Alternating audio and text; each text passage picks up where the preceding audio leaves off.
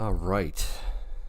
This is the pre-show, everyone. I just stopped listening to the president, or the president just finished up. So I wanted to give people time to listen to these remarks from President Donald Trump because we haven't heard from him since the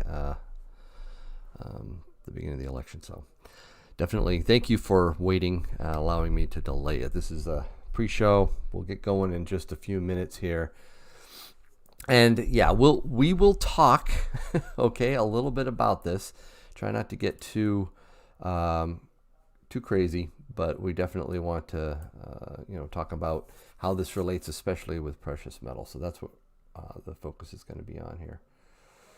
Let's see. All right, I'm just getting things set up. Appreciate you guys waiting. Very much so. Oh, we're going to have fun tonight, guys. And Crystal Kim, thank you so much for joining the Yankee Militia. Welcome to the Patriot Pistol. I'm looking forward to tonight. We're gonna have some fun. But we'll try not to spark too much animosity in the chat, or try to keep it civil. If you really want to flame someone, you might want to go to another live stream.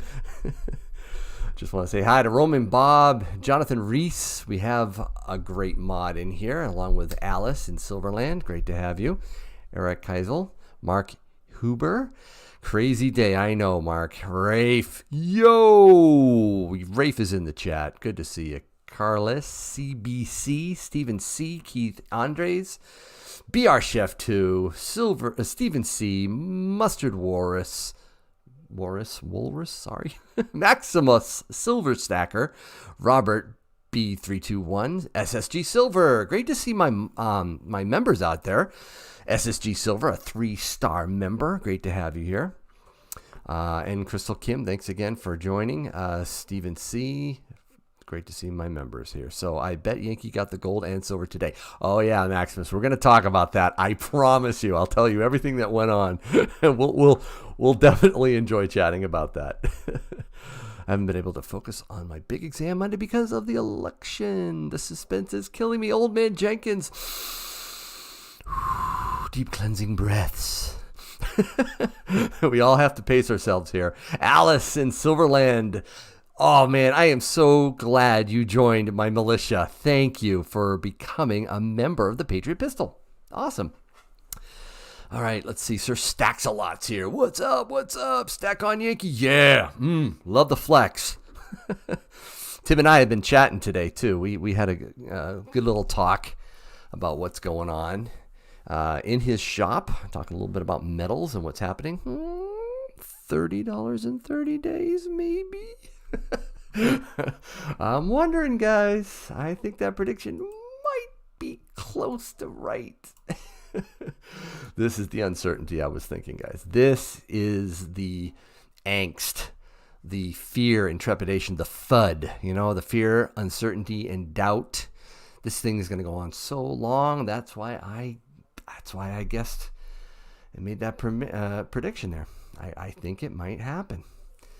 I think gold will lead the way because that tends to be what people rush to in these uncertain times. Silver will possibly ride its coattails. We'll see. Hi, Richard Romero. Great to have you. Good to see all of you guys tonight. I did delay it just a bit. I wanted to give the president his say. Let him come out and talk a little bit there, and because we haven't heard from him. So I delayed it just a bit. Thank you for waiting. Oh, Roman Bob. Yeah, we'll see. Howdy. Yankee says Dove season 91, a 4-star member. Woo, you've been here a long time. Appreciate you, Dove season. And Brent's Change. Great to see you too. Let's see. Audrey Berry's in the house. I dropped New York Fiat last night. Or is it my Fiat last night? I think so. Malaysia. Subin Ben. Good morning to you, Subin. Great to see you here from Malaysia. I love it when I have international people popping in here. That's great. And yes, I will open the call line up a little bit later. We got a lot to cover, guys. Lot to cover. We're going to have Mukarram Mawjood on with me because, oh, man, he does such a great job with his advice and analysis and stuff. I just can't wait for him to dial in. So, yeah, he's going to call in. We're going to have fun with that. Retrospective V75. Yes, we're going to talk about that. Seduced by Silver. How's my Canadian friend? Oh, it's good to see you here, Seduced. Oh, it's crazy down here in the United States. Darth Stacker, 3-star member. How you doing, Darth? Welcome to the Patriot Pistol, John Sanchez. Thank you for joining Yankees Militia. Appreciate that. This is the pre-show. We're going to get going in just a few seconds. So I'll see you on the other side. All right, I timed that a little wrong because I was excited and I wanted to get going. So thank you, everyone, all 91 of you joining me on Ask Yankee tonight. So glad to have you. This is going to be a lot of fun, guys. We're going to do some friend mail. I got a note over there I can't wait to open up. We're going to do a couple giveaways. We're just going to honor this great community that we have. Thank you so much for joining me tonight. It's going to be fun. And yes, we are going to talk about the election a little bit. This is not a political live stream, but we do want to talk about it in reference to what's going to happen with silver and gold, precious metals, the economy, that type of thing. Please keep it civil in the chat, okay? We may touch on a few things, especially now that President Trump had his moment in front of the podium to discuss what's going on with the election. So we'll touch on it. We're going to touch on what the Mint did today. See how successful you guys were. I'm going to ask you some questions in the chat, so get ready. I'm going to do it. But, just we're going to have a great time. And we have Mukarram Mawjood joining us again. 7:30 is when I told him to call in over there on Zoom. So when he pops in here, I'll stop whatever I'm doing and we'll jump over there and we're going to talk about, what's coming, right? I'll talk about a little bit about my prediction, what he thinks of it. $30 silver in 30 days. We're going to talk about, mining stocks, IRAs, stuff like that, right? So he does a great job with his charts. He educates me every single time I go live with him and talk with him. So I'm looking forward to Mukarram joining us. And of course, I will open the Yankee line, and you guys will be able to call in and ask me questions. Ask me questions right there in the chat. But it's just gonna be a lot of fun, guys. This is great. Thank you for joining me, all 98 of you. Wow. Let's see. All right. So why don't we just ask the big question right now? Okay. Put in the chat right over there. Got it. If you got the gold, not the silver, the gold V75 Eagle. Put got it. No, I got it. That's what you got to put in it. Got it. Okay. I'm going to look for it. Don't say I didn't get it. Come on. Yeah, we'll get to the other questions. Okay. Just got it. That's all I want to see. I'm looking. Anybody get the V75 gold? I did get reached out to by someone in the community. They emailed me immediately and said, I got it, Yankee. I got it. I didn't get it. So I'm not seeing anybody that said I got it. Okay. But I came so stinking close to getting it. Guys, check this out. I had the gold in my bag. I was clicking like a madman. I went through the stupid, the CAPTCHA and all that, and, with bikes and boats and all that. And I had it all queued up, and I got it. It said, it's in your cart. And I was like, check out. And I got to the checkout, and I was like, you got my number. Here's the code for my credit card. Go. Oops. The moment I saw oops, I knew I'd missed it. See, it doesn't take much, all right? You got like, 1,945 of these things. You only get one shot. So I refreshed, and I was like, try again. Ah! So I was trying to get the gold. That's what I wanted. Yeah, oops, something went wrong, says Old Man Jenkins. Thank you for that 2-spot, my friend. Is Matt Stacker in the house? I was typing my CVV, and it crashed on the gold. Dude, you and me both. That is so funny, man. You and I were in the same spot. I don't know, man. It was so disheartening. Of course, I tried again, and then guess what? How many of you say banned? Put banned in the chat if you got banned. As somebody who's like doing a denial of service attack. Oh, you are bad Yankee. We're gonna call you DDoS Yankee. Banned. Yes, we all got banned. Yeah, isn't that ridiculous? And yes, Matt, I had 5 devices. Dude, you were doing the same thing I was doing. I went Wi-Fi, direct connect, and then I went cellular. And I went on like 5 devices. And I was like, no, I'm not banned. Yeah, I was banned. Of course, I got banned before I went over to the silver.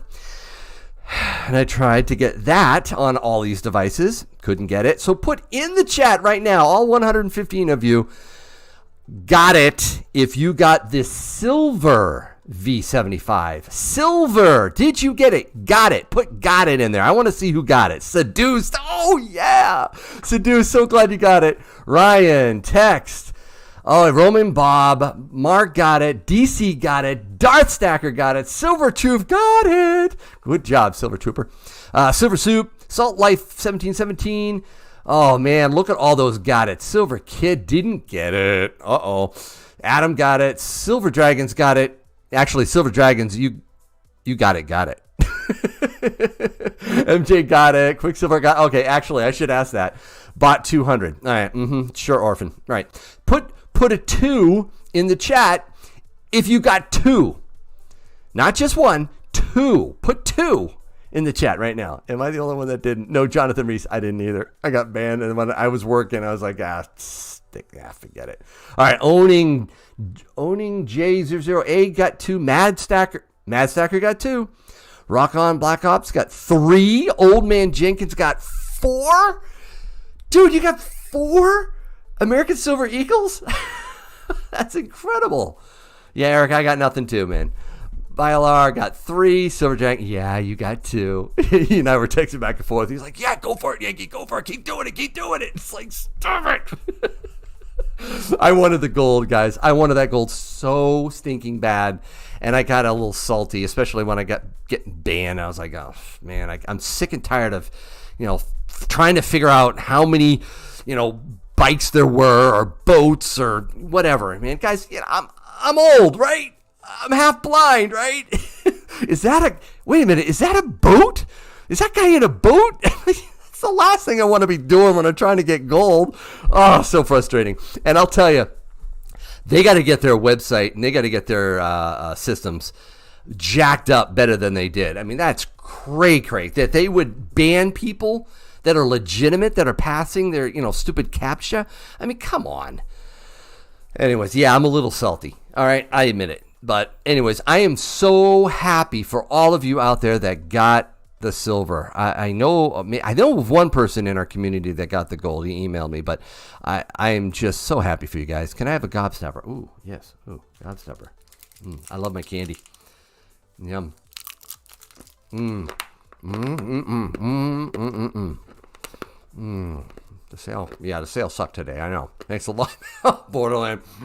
All right, so I did start my live stream about 10 minutes late. I wanted to hear what the president had to say. I thought maybe 1 or 2 of you might have been listening to it. The most traffic they've ever had. Yeah, I believe it, Silver Dragons. But anyways, yeah, thank you so much for popping in here after what he said. That's the other big story, guys, going on right now, is the election. And I know a lot of you out there saw this coming, right? Yeah, you didn't listen? Well, he basically ranted, right? And he has a lot of good points. And, we're going to talk about it, especially with Mukarram from a precious metal standpoint. What difference does it make? What does this do, right, that we're in this predicament? And it is a predicament right now. We may be heading right towards a constitutional crisis where, and some of you may not know what a constitutional crisis is. That means we get in a scenario, a situation politically and governmentally where our Constitution can't find its way out of the mess, right? And we have a crisis that we don't know how to fix. And that can really do a number on us. I'm worried, actually. I'm really concerned that what this will do to our nation. Nations have been torn apart over such things. I'm not saying that's going to happen here. In fact, I have more faith in our United States citizens than that. But it is a possibility. Even if it's a low one. We got to be careful, guys. And I know there's there's different perspectives on this and so forth. We need to be very careful. I know that Donald Trump said, and I think I quoted it way up here. It's probably off the screen, right? Yeah. So he said, "I want all legal votes counted." That was his quote, and he believes that. So that's and actually, I think I think Vice President Joe Biden actually said the same thing. The question is, what's a legal vote, right? So there's going to be a lot of wrangling. There's going to be a lot of lawsuits. There already is. Some have been thrown out already, but some are still coming. It is going to take a long, long time. There's all kinds of scenarios.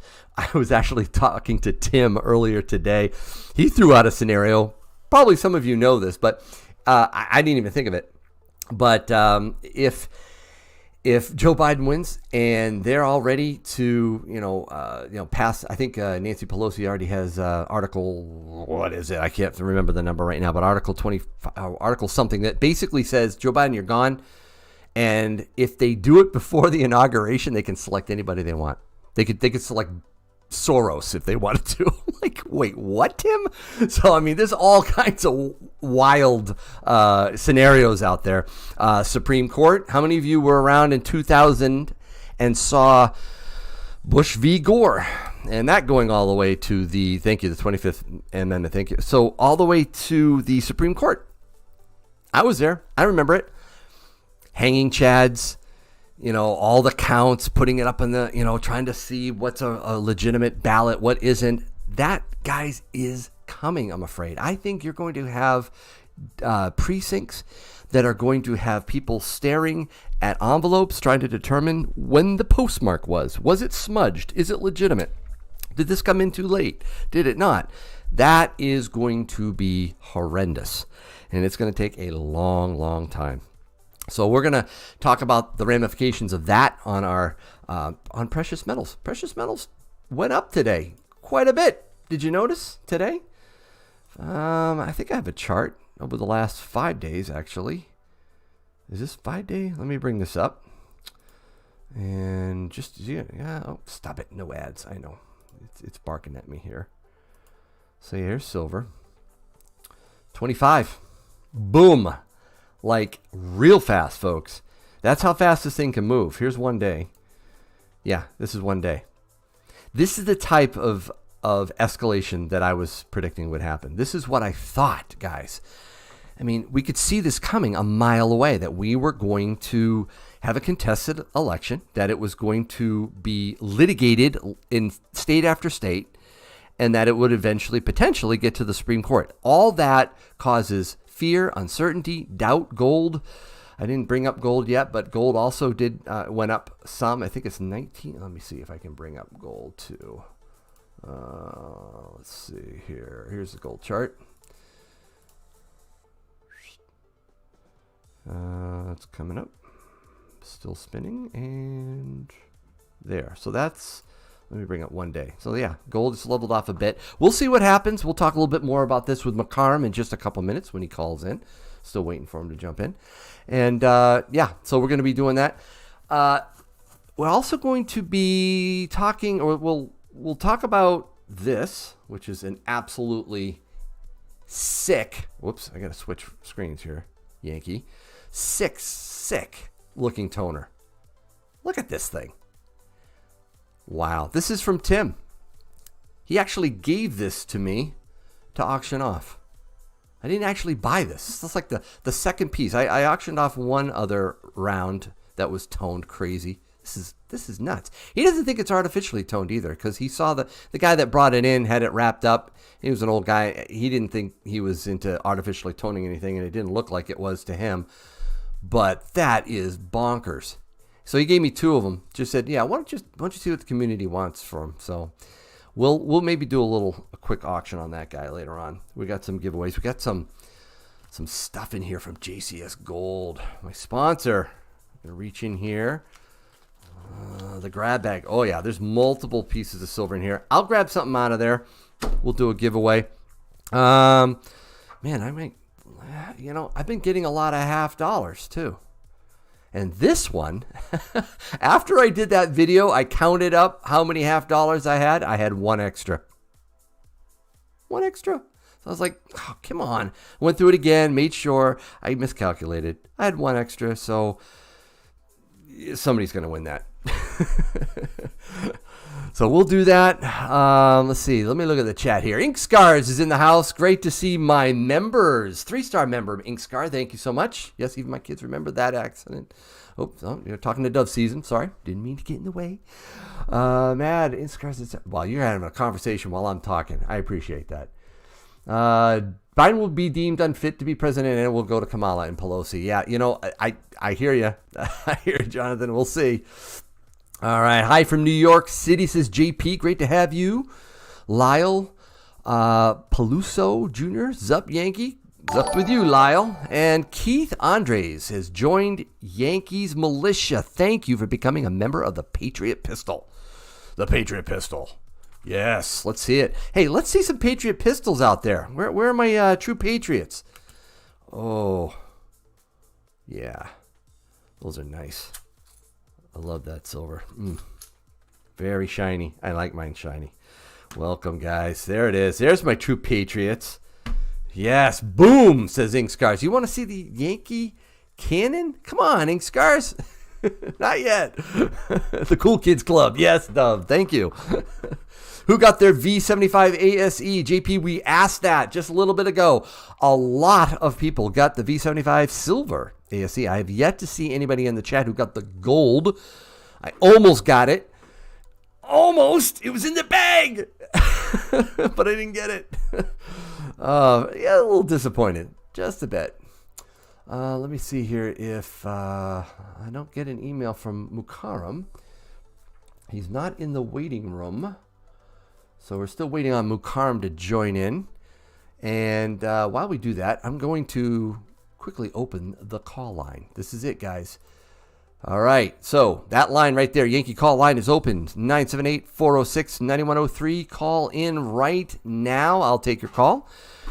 We can chat. You can ask a quick question. That would be great. Horseshoes and hand grenades is Dove Season. Call in. The line is open. DB got the V75 silver, got banned before I could get on the site, missed the gold. Yeah, DB, I know, missed it. Yeah, we're all friends here, Silver Scorpion. Thank you. Yeah, I don't know. Maybe I'll go with the spree. Yeah, that's what I'm gonna do. Still waiting for Mukarram to join us. Anybody want to call in? Who's the first brave soul to call in on the call line? We were talking about all of our unfortunate boating accidents. Really? That's so sad. Oh, man. All right, so tonight's sponsor, too, I just want to call out JCS Gold. So JCS Gold, great website, really easy to order. Wonderful guy, Chris Luck. I talk with him regularly. He's just a wonderful guy, sharp, really friendly, helps out a lot. If your questions, whatever, but this is a great website. I love their live price board. You definitely, we got a call coming in. Hello, you're on Ask Yankee. What's up, Yankee? It's Lyle Peluso Jr. How are you? Hi, Lyle. How are you? I'm doing well. I'd really love to get your thoughts on silver hitting $50 under Biden. Do you think that's a possibility, realistically? Under Biden? So in other words, if he gets the presidency and he's in there for more than 4 months, it all depends. Right. How long is his presidency going to last if he gets elected, right? Right. All right. So if he does a full 4-year term? Full term. 50? 50. I think that is definitely possible. Definitely. I think the odds are probably around 3 out of 4 chance that we could hit 50 with him in the White House. Yeah. Yeah. I'm And still looking that I'm still looking at triple digits in the end of this decade. So triple digits. by the end of the decade, that's my prediction. Yep. Wow. Yeah. Well, I got to tell you, the Yankee prayer thing you do is the best thing going on YouTube. Oh, wow. Thank you so much. Appreciate that very much. That's an honor to do. But thank you for calling in. Do you have any other questions? Shout out to anybody in the chat? Yeah, you know what? I got to shout out. I'm going to shout out to Silver Dragons. I've been buying a lot of stuff on his lately. He's got an excellent auction going on. I got to shout out to Mad Stacker. Love his late night live streams. It's good stuff. If you haven't checked out Mad, check him out. Yes, join the Madhouse. It's great, man. Yep. Awesome. All right, thanks, Yankee. All right, man. Take care. Thanks for calling. All right, bye. Love it. There's our first brave soul calling in. And speaking of calling in, still waiting for Mukarram to jump in. I am going to check my email just to make sure. He didn't email me, say something's up. I'm gonna fire off a quick email to him, see if he's having any issues, technical or otherwise. But he should be coming in. Joining. So, anybody else? Oh, there he is. I see him. I didn't even have to send the email.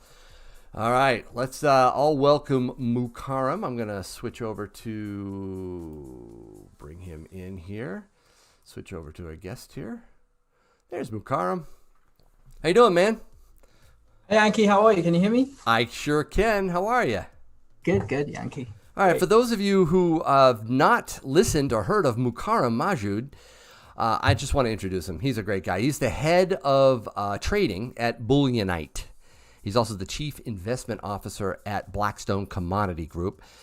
He's based in California, and he has helped his clients diversify their investments into physical gold and silver for over 15 years. In other words, guys, he gets the metals. All right, as a financial analyst, that's hard to find. And, even recently, we've had several of my members, Yankee Stacking members, reach out to him and have really enjoyed their interactions with him. I get rave reviews from you, dude. Seriously, I could list the names. I won't do that on live, but I could tell you how many people have emailed me and called me saying, oh, my word, sitting down with Mukarram for, you gave him like an hour worth of your time. They're just really appreciative of it. So thank you. Thank you, Yankee. Appreciate it. And, I always enjoy your show. And that was our commitment. We want to make sure that all of your, the coaching clients or your subscribers, we give them the best help that they deserve, especially with everything that's going on now. So obviously, anytime any one of you wants to deal with us, we'll help them. All right. I'm going to put you on the spot. I do this every time. Yeah, I know. Do you have any precious metals on you? Okay, so here's what happened. Today's a great story. No. Here comes the story. That's all we need, right? No, it's not a story. It's not a story. It's great, by the way. I think you'd like it. So, okay. So look. Okay. Oh, you got it. Now wait a minute. Is that empty? That's empty. No, look. You're not lifting that with one hand. That's the story. Okay. So go. So look at this, right? It's not empty. All right. A monster box. Today, just in one day, this is the most amazing thing, right? Because of what's going on. I bring this monster box to the office, and they're like, "Why are you bringing this in? We don't usually bring it." So I brought it in, and then during the course of the day, most of it is gone. What are you doing with it? Because they want to buy it from me. You're selling your monster? Crazy. All right. Okay. Was it really full? It was. Wow. And all I have left is 4. Okay. Yeah. You are. Because of what's going on, with the election. So they go, Mukarram, okay, let me see it. Yeah. So I opened it up, and then over the course of the since 10 a.m. in the morning, this is all I have left. So wow. Because I didn't want to bring the same coins every time, when we talk. Yeah, you brought a Yankee cannon last time. That was, you're walking around with a tube of gold. That was pretty impressive. But so you are a trader. Obviously, you do a great job of helping your clients. But you're also a dealer, right? You do sell physical precious metals, right? Yeah, definitely. That's cool. For our clients who want to get involved in precious metals, especially at a certain time, we recommend physical precious metals because of our belief that owning physical metals is way better than any paper instrument that you can have, including ETFs. Exactly. The Yankee Cannon, I learned that from you. Gotta hold it. And that's why over the course of like the 15 years of trading and 10 years of doing metals, we've always had our clients, when they purchase metals, it's always physical metals. And they can either do it inside of a retirement account and keep it at the Delaware Depository, or we can ship it directly to your house.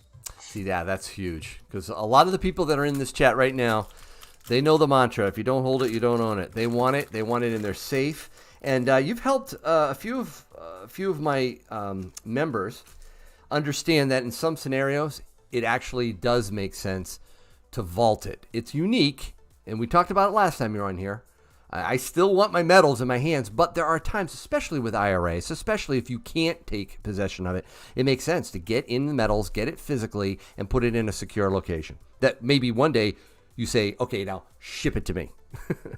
It's interesting you say that. I mean, obviously, there are times when it makes sense to keep the metals, especially if it's a large quantity, when it's in an IRA, like $100,000, $200,000, or even $50,000 worth of metals. If you don't want to keep it at home, you can keep it at the Delaware Depository. But I want to make something clear, because this actually, because of one of your clients, it was a great way of learning how to explain this, because one of your subscribers and clients, they wanted to know, well, do I have to keep the metals at the depository, for the rest of the life of the IRA? Right. And that's a good point. So I want to explain this to you. The reason we do this in what we call a protocoled fashion, where if you have a retirement account, we open up a self-directed IRA, and we transfer the funds get transferred over into a retirement account. Then you purchase the metals, and then we ship it to the Delaware Depository. Here's the important thing. One day after all the metals have been quality controlled and put in the Delaware Depository, you call me up and say, hey, Mukarram, I would like to take my metals out of my IRA and send it to my house, and we can do that for you. That's what's called an asset in-kind distribution. So don't think just because you have the metals put at the Delaware Depository, for the first leg of that transaction, that you can't take ownership of it even the next week. You can. Yeah, absolutely. And I know the member you're talking about, he was very concerned about that, and I learned something from that too. So you really explained that well, and I thank you for it. And we're going to talk a little bit more about IRAs a little bit later, but dude, you know what we need to talk about. Yeah, I know. Okay. And I do have a call in. I did leave the call line open. Whoever's calling right now, I'm just going to ask you if you wouldn't mind holding off on the call. I'm going to close the call line just for a minute. I will open it up. We will have people, asking Mukarram questions, but I want to start with what's going on with the election, man. Yeah. It's huge, right? So just a synopsis, because we just heard President Trump speak a little bit ago. I delayed the live stream just so that people could have a chance to hear him. And we've got the most contentious, most undecided election we've ever experienced, I believe, in our lifetimes at least. You may have to go back to 1800s to find a better one. But we've got Nevada, Arizona, Georgia, Pennsylvania, all undecided. And it looks like we're going to have something, this turmoil will go on for a long time. We got multiple lawsuits filed all over the place. Right? Pennsylvania, they're going to be fighting over this 8 p.m. deadline and the 3-day delay and observers and cardboard blocking windows and, all this. And it's just growing and growing and growing. And I'm not going to talk about whether, one side is right or wrong. I have my personal opinions on this, guys. I do think something's sketchy and there are shenanigans going on here. But I don't want to talk too much about that. What I want to talk about is the impact this is going to make, especially with precious metals. What are the implications, Mukarram, in the short term? I think, the important thing to realize, and we talked about this in our last live stream, where you asked me, well, what will happen if Trump comes in? Or what will happen if Biden comes in? Right. Now, I know talking to many of my clients, and over the last few months as this has been heating up, there are the diehard Trump fans, there are diehard, Democrats. But the interesting thing is, as a trader and as someone who looks at this as investments, when I look at being through different like cycles that we've gone through, the changes of gods, if you want to say it that way, we can see a lot of opportunity that will come in.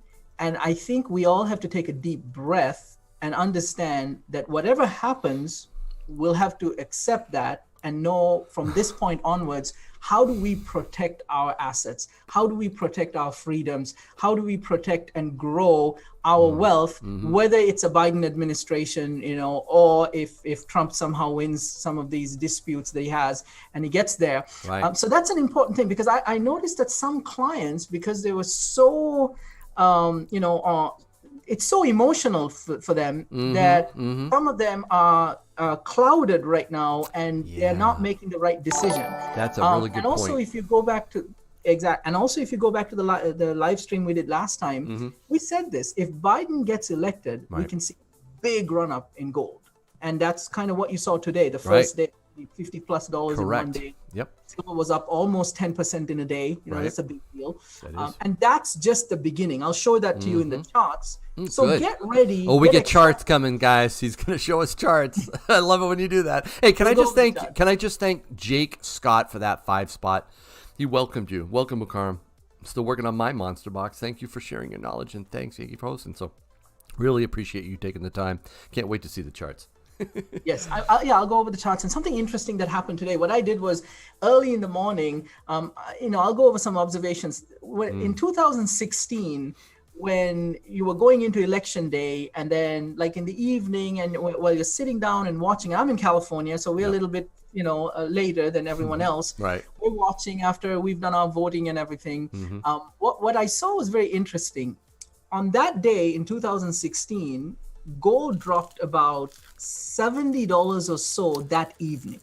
Okay. Yeah. When Hillary was done and Trump got elected, it was such a surprise election, but gold dropped about $75 within a few hours of him, just like when we know for sure that he was the president. And then about 4 months or 5 months leading up to it, gold had gone up 30 to 40%. This time, because of what happened last time, I was watching the markets as the election was going on. We had about a $20 drop, about an $18 to $20 drop, about a couple hours into the that undecided time. I watched. I saw that too. When London opened up, after midnight in California, gold started going up big. That's what tells you this is a massive opportunity for individuals who want to protect their funds, because gold could end up being a massive up leg from here. I think you're right. I think silver, though, is going to ride its coattail some. I really do. I the uncertainty, what's called FUD. I don't know if you remember that from a long time ago. I'm an old guy, right? Old Yankee, right? FUD, fear, uncertainty, and doubt. When the FUD rolls in, people will flock to gold primarily. That's that fear factor that can kick in, but I think silver has a great potential here to also follow. I don't know if you watched a video I dropped earlier, Mukarram. I predicted $30 silver in 30 days. Yeah, I saw the title. I didn't watch it. You probably looked at it and went, "What are you doing, Yankee?" Just being honest, No, I appreciate it.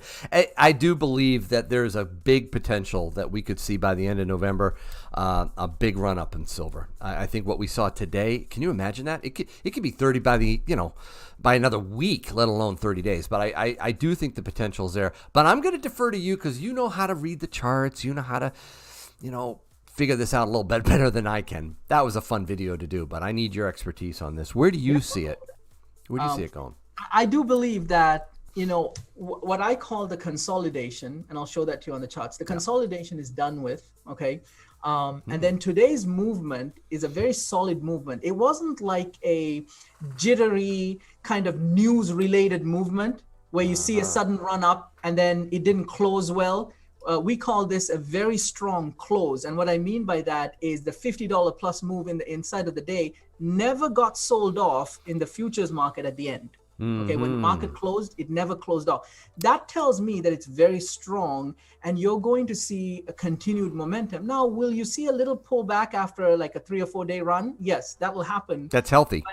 That's healthy. That it's exactly, because when you're a short-term trader, not for physical precious metals owners, but when you're trading paper contracts, you might see like after a 25% move in silver, you'll want to come down a bit and then go up. This reminds me of 2008. I remember trading silver in 2008, late 2008, 2009, from that stretch when it went from 20 to 30, then it came back down to 26, then went to 35 very, very quickly. Okay, very quickly. Wow. Yeah, I think look at the charts a little bit as well. Yeah, more on the implications, because it's not just the president; it's also the Senate.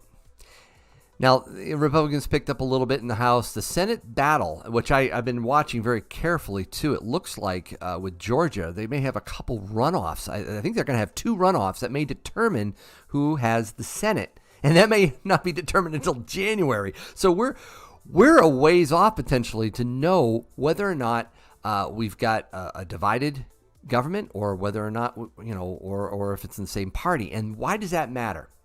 Why does that matter? Because I think one of the biggest drivers that is going on right now with precious metals and in the stock market and everything else is stimulus. It's what will the Fed do? What will the government hand out, and what will the Fed monetize? And there's this drive, I think, to what will this election mean when it comes to stimulus? What's your take on that? I think there's a basic way it builds up to the stimulus, right? Because, for example, yes, you had a kind of positive day in the stock market yesterday and today. Yes, it was a big up run, but it won't be something that can be sustained. Here's why it is. Because, let's say if Biden takes office, their economic policies and their usual tax policies, it will cause the stock market to come down significantly, simply because, I'm not saying it's because of Democrats. I'm just saying it's a stretched market. It's been going up for 13 years. I see. And there are pre-existing fissures that tell you that anything that is out of control, when it happens, the first thing that the market wants to do is to come down. When the coronavirus episode happened in March, what did it do? Dropped about 10,000 points in a month, right? And that's why I believe that any pop that you see now will be short-lived, and across the world. It's not just the United States. This is going back to 2007, 2008. Since then, we've been so used to just coming up with printing money, or the can down the road. So that's going to happen. You will get stimulus that will pressure the dollar down further, and I think you'll have a great year for the precious metals index. All right, a couple things, Mukarram. We have VT Ryder. I think he just jumped in. He says, "Who is this guy?" So let me do it again, guys. This is Mukarram Mawjood. He is the head of trading at Bullionite. He is the chief investment officer at Blackstone Commodity Group. What does that mean to you? That means this guy knows his stuff when it comes to precious metals. Not just precious metals either, too. I mean, you do invest in other commodities like oil, real estate, all that. But his expertise is precious metals. He's a trader. He's a dealer. He knows his stuff. He's from California, and I am honored to have him here. Also, I wanted to give people a chance to ask you questions. I know you have some charts you want to show us, but I'm gonna give people two shots, 2 questions out there. Put the 3 question marks in front of your question in the chat so we can see it really pop out. 3 question marks. Oh man, I see William de Rogers. He had a question earlier. Do you think the country will split apart? What happens if silver if it does? That is a dramatic scenario. I don't think it's likely. I do think it's slightly possible. I mean, just look at the USSR, right? I mean, if we've been around and know what happened to the Soviet Union, theoretically it's possible, but I don't think it's likely. But what would happen if it does? I don't know, Mukarram. Do you have any idea what silver would do if we broke apart as a country? To the moon. To the moon. Okay. That's it. That's the end game scenario there for us. Exactly. Yellow Brick Bullion though says, what do you think about oil? Very good question. Specifically Gush ETF. Wow. YBB. Talking about a couple different ETFs. I think you should the way we would answer that question is just look at oil as a whole. A few things to remember. Oil is a commodity that's a physical commodity that's priced in dollars. However you look at it, oil is a physical commodity that's priced in dollars. Usually when the dollar is under pressure, and I've shown some charts before where you can see it's on a downtrend, you can expect physical commodity prices to go up significantly. Right. Now, the reason oil this year did not do what it's supposed to do is simply because of coronavirus. COVID. We're all at home, right? We're not driving anywhere. Exactly. We're not flying anywhere. The world. Yeah, I talk to business leaders outside the United States. I talk to investors outside the US. Same thing. Everyone's going through this, like, for example, we have a strategic relationship with a publicly traded company where we have a couple oil remediation machines in Kuwait. Yeah, that's amazing. The Kuwaiti oil fields are shut down. There you go. But can I just say this real quick? Isn't that, as a contrarian investor, isn't that the time to be accumulating this stuff? Well, that's why I think the second part of the answer to that question, you noticed, when did oil go to a record high? A lot of people don't remember this now. The record high for a futures contract in oil was in the last crash when it went to $148 a barrel. From $33 a barrel, it went to $148 a barrel. Here's why I stress that. Because a lot of people at that time, when we were positioning in oil, asked us, well, if the greatest economy in the country is crashing, why would oil prices go up? Because it's an inflation hedge. So keep that in mind. Don't discount crude oil, even though if Biden comes into office and they might have some restrictions, don't discount crude oil. Crude oil can act as an inflation hedge when the dollar goes down. Yep. Good point. Good question there. YBB, appreciate that. Really quick, Matt Sacker wants to know how long it took to grow those chops. The what? Yeah, I think he's talking about your beard. I don't know. Mutton. I don't know what you. Well, come on, Mad. Yes. Okay, but a good question that Raulio Nunez has, and in fact, we're going to cover this. We can cover it now if you want. What would be a good amount of gold and silver for someone that just started stacking this late? Depends on the amount of discretionary capital that you have. It does depend on a lot of things, yeah. And also, it's important to understand. I see a couple questions about, do we stack fiat? Don't stack fiat. Don't stack fiat. If you want an alternative to metals, if you don't want to buy physical precious metals, you could look at cryptocurrencies. Okay, because under this administration, if Biden comes in, you'll see cryptos grow up a lot. So microcaps in blockchain related microcaps, or just the crypto itself, like Ethereum or Litecoin. These are things that we can talk about on your show as well as things heat up. But just that's a stretch for Yankee. I'm going to tell you right now. That's a stretch. When you get into crypto, all right. We'll talk about that. Actually, you know what? I'm going to open up the call line right now. You've got like 15 seconds, guys. If you want to call in and ask Mukarram a question, now's your chance, because we're going to jump back into some other stuff. So I'm going to open up the call line. You'll see the number right there, 978-406-9103. Call in. Have your questions ready to go for Mukarram. Man, he knows his stuff, guys. This is your chance. You got a trader, a guy who's on the inside. He's done this for 15 years. He knows his stuff. So this is your chance. Did Yankee just moan?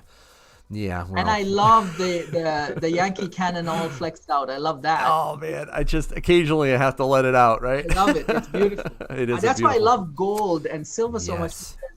It's real money. When you look at it, when you hold it, when you touch it, it's real. Green New Deal, going solar, 0.6 ounce silver in one panel. Where do you see silver in 4 years? All right, so Sean's touching on the industrial use of silver, driving something, driving the price, especially around solar. What do you think about that? About the industrial usage of silver? Yeah, is that going to be a big driver, do you think, in the price of silver? I think it could be a secondary or tertiary driver. Yep. But the most important driver would be gold going higher, because gold is always the leader in the precious metals complex. Silver always follows gold, but there's a lag time. Yes. And silver tends to outperform gold percentage-wise, not dollar-wise, percentage-wise, in every major bull rally that precious metals have had. So that's something. That's why a Yankees prediction of $30 silver in a month, I think, it can blow those numbers if silver gets gold. We'll see, because this election is definitely going to drag on. There is no doubt in my mind, especially after listening to Trump just about an hour ago. He's going to litigate this thing whole hog. In fact, I think they're gonna use this as a way to potentially. This is their perspective. I'm not saying this is true or not, so don't get angry with me, man. But I do think that that they want to use this as an example to show what they believe is decades of fraud and voter suppression and other types of things going on. So this is a big deal to him, and I think you're going to see this drag on for weeks. We're not going to be done with this, I think, before Thanksgiving. Wouldn't be shocked if we're done before Christmas. I wouldn't be shocked. I traded the markets during the Gore Bush deal as well. I mean, we looked at certain things, not traded, but as I was getting into the career at that time, there was a lot of things that happened that we observed. And I think with volatility, here's an important takeaway from what's going on now. I know there's a lot of uncertainty. That's why you said the fear, uncertainty, and the doubt. Right. Understand that those three words, fear, uncertainty, and doubt, is the very reason that precious metals tend to thrive. Okay. There you go. So this is the reason why I think if you have speculative investments, especially in a retirement account or in a stock account outside of a retirement account, it may be time to take profit and then move that into something that is a safe haven that tends to give you. Here's what I like about gold and silver recently in the last 5 years or so, after the last run up in the bull market, then the drop down. Gold and silver have always remained a conservative safe haven instrument, but they're giving aggressive returns. This year, gold's gone up 30 to 40%. And you call it a safe haven. It is. Right. It's still a safe haven, but it's given 30 to 40% returns. Yeah. That's what's interesting about it. You talk about this with me, and you've worked on me trying to see gold and silver is not just a haven, not just a way to protect current wealth, which is my primary goal with precious metals, but also potentially to build it. So you do it in a lot of different ways. I'm going to ask you really quick how you do that, but we're going to get into mining stocks, Audrey, really quick, soon, I should say, Audrey. We'll talk mining stocks, but I do want to ask you, how do you make money for your clients with physical silver and gold? Make money, not just hedge it. Mm-hmm. It's very simple. When you look at the mathematics, and this is why I come on the show and try my best, even though it sounds a little complicated, we do go on the charts, we break down the trends, because the mathematics is very important, okay? And how you get into a market and how you get out. I call, since the middle of 2019, it is a building position. When you have physical metals or any physical commodity, whether you're talking crude oil, whatever it is, if you're doing physical of anything, you need to build out a position. And what that means is before the market goes parabolic is a time when you'll see sometimes a $7 movement in silver in a day, a $6 movement in silver in a day. That's not the day that you buy more silver. You need to stack right now. Yes. Gold, stack it right now. I had a call today when I was driving to work. One of my clients called me and said, "Hey, Mukarram, I saw gold go up $55. I'm thinking of wiring some more funds." I said, "But I called you 2 weeks ago when gold was dropped, but you were resisting me." But that is human nature. That is exactly. That's what everybody's doing. Not everybody, hopefully, but too many people. It's the FOMO. It's the herd mentality. When everybody's running this way, you sometimes have to at least stop or maybe even go the opposite direction. Sometimes you have to think that way. And unfortunately, it takes a lot of discipline to do that. So I think you help. And that's where we help. When you ask the question, how do you help people make money? Right. We help them by showing them the charts and the mathematical ways, or what I call a mathematically primed way on entering this market. Just because it's physical gold doesn't mean you can't follow math. Doesn't mean you can't follow trends and get in. And then second, what's very important is when do you get out? Now, this is where you and I have always had that issue, right? Yes, when do we get out? We get out when it's performed and has become what we call an overbought asset. It's nowhere close to that. Nowhere close. But hopefully, God willing, as we do these analysis, we will show you how to get out of it as well. Because I think taking profits is important, knowing when to take profits. Now, under normal circumstances, I agree. There are times, believe it or not, you're going to hear this from Yankee, to sell your silver and gold. However, I do believe that, and this is more the extreme perspective, that it is possible that we are nearing an end of a mega cycle. a cycle of where the U.S. dollar loses its reserve currency status, where there is a reset globally, when the whole paradigm shifts. And under those circumstances, especially in the United States, it is possible that I think that we could have such a horrific time that it isn't sold. It's bartered with. I know that's a stretch. I know that's way, way beyond where maybe your expertise or your focus is. Your focus is trading and making money and growing it and preserving it. But I also, as a prepper stacker, look at this as a way to potentially, especially with the silver, potentially be able to barter and be able to protect ourselves in other ways. I'm a prepper too, so I have a lot of food and a lot of other prepping material that I hold on to. So I have that mentality as well. So that's me, but I appreciate you coming on, Mukarram, and teaching the other aspect, how to build wealth. So can we see some charts? Can you throw up a chart and show something that will help us? Let's have a look at it. I think today we have a couple great charts to look at, simply because of what the market just did after the elections are not over yet. Okay. I know, right? I want to keep saying after the election, but it's not over yet. Not technically over, no. Yeah. So this is interesting because I want to point out a couple of things here that a lot of the viewers will benefit a lot from. Obviously, if you've been attending our the shows, you'll know that we look at charts and we look at a particular type of chart. This is what's called a candlestick chart. Yep. Okay. We've gone over that before. Right. And this is a daily chart, and what that means, and we're looking at the gold market right now, but there's a couple of things here that's very, very important that I want to point out, Yankee, and I hope I can do a good job at educating your viewers on this. Mm-hmm. But just to give you the layout of the land, this is what we call a candlestick chart. It's called a candlestick chart because every day's movement or price movement is represented using the shape of a candle. So you have a body like this, and then you have a wick on top and a wick at the bottom. So you have the top and the bottom. The top of the market and the bottom of the market for that day. But I've gone over that before. Mm-hmm. Right now, let's focus on something. Last time when we talked, we were looking at this market coming down, right? Remember we talked about this? Yes, I do. And we talked about a consolidation phase or a coiling of the market. Mm-hmm. And then that coiling failed, okay? Now, a lot of traders will not talk about a particular math or a particular concept not working out.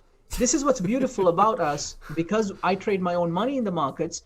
I'll show you when something doesn't work, how you fix it and you come back into it, or how do you analyze it? Now, when it's a purchase, let me just jump in here to clarify here. Right here is the coiling. Right here is the consolidation. Right here is the coiling. A lot of people were thinking, "Oh, that's it. Now it's ready to go up," and it didn't. Yeah. And you're saying it didn't. And then a lot of people, a lot of analysts are quiet. They just don't say much. They go, they don't say much. Nothing to hear. Nothing to hear. Move along. Nothing to watch. Yeah. What because they don't want to. Because sometimes they don't have the experience of going through markets that don't go in their favor, and then building a massive position. Or they just don't want to talk about it. But what this channel is going to do, your channel, is will show both sides of the story. Good. So first you had this, drop, which was normal. Right. Then we had the coiling, or we call it consolidation phase. Yeah. And you expected it to break out from here and go higher. But it did not do that. Nope. What it did was it broke the support area, which is the bottom area, and it came lower, right? Mm-hmm. Now, usually when that happens, it'll coil again. You see that? Okay. So this is what we call a wedge formation. Like you'll see a kind of like a wedging formation right here. It broke that wedge, and then there's another wedge forming again. So I'll draw that again right here. And then you'll have after that break, you see another wedge that's forming here. Right. Now, here's an important thing that you saw happen today. And this is why I'm excited to show this, because first, when this market starts dropping, and let's say we don't have today's movement. This is today's movement right here. Yeah, can you zoom in on that, or at least to get closer? Tighter. That's all right. Let me see if I can do that. Or at least just grab the last. Let me just zoom that. There you go. There we are. Oh yeah. That's better. Okay, so let's move my drawing tool down here, so I have more space to draw. Okay, so this is that big run we saw, in gold from 1700 or so.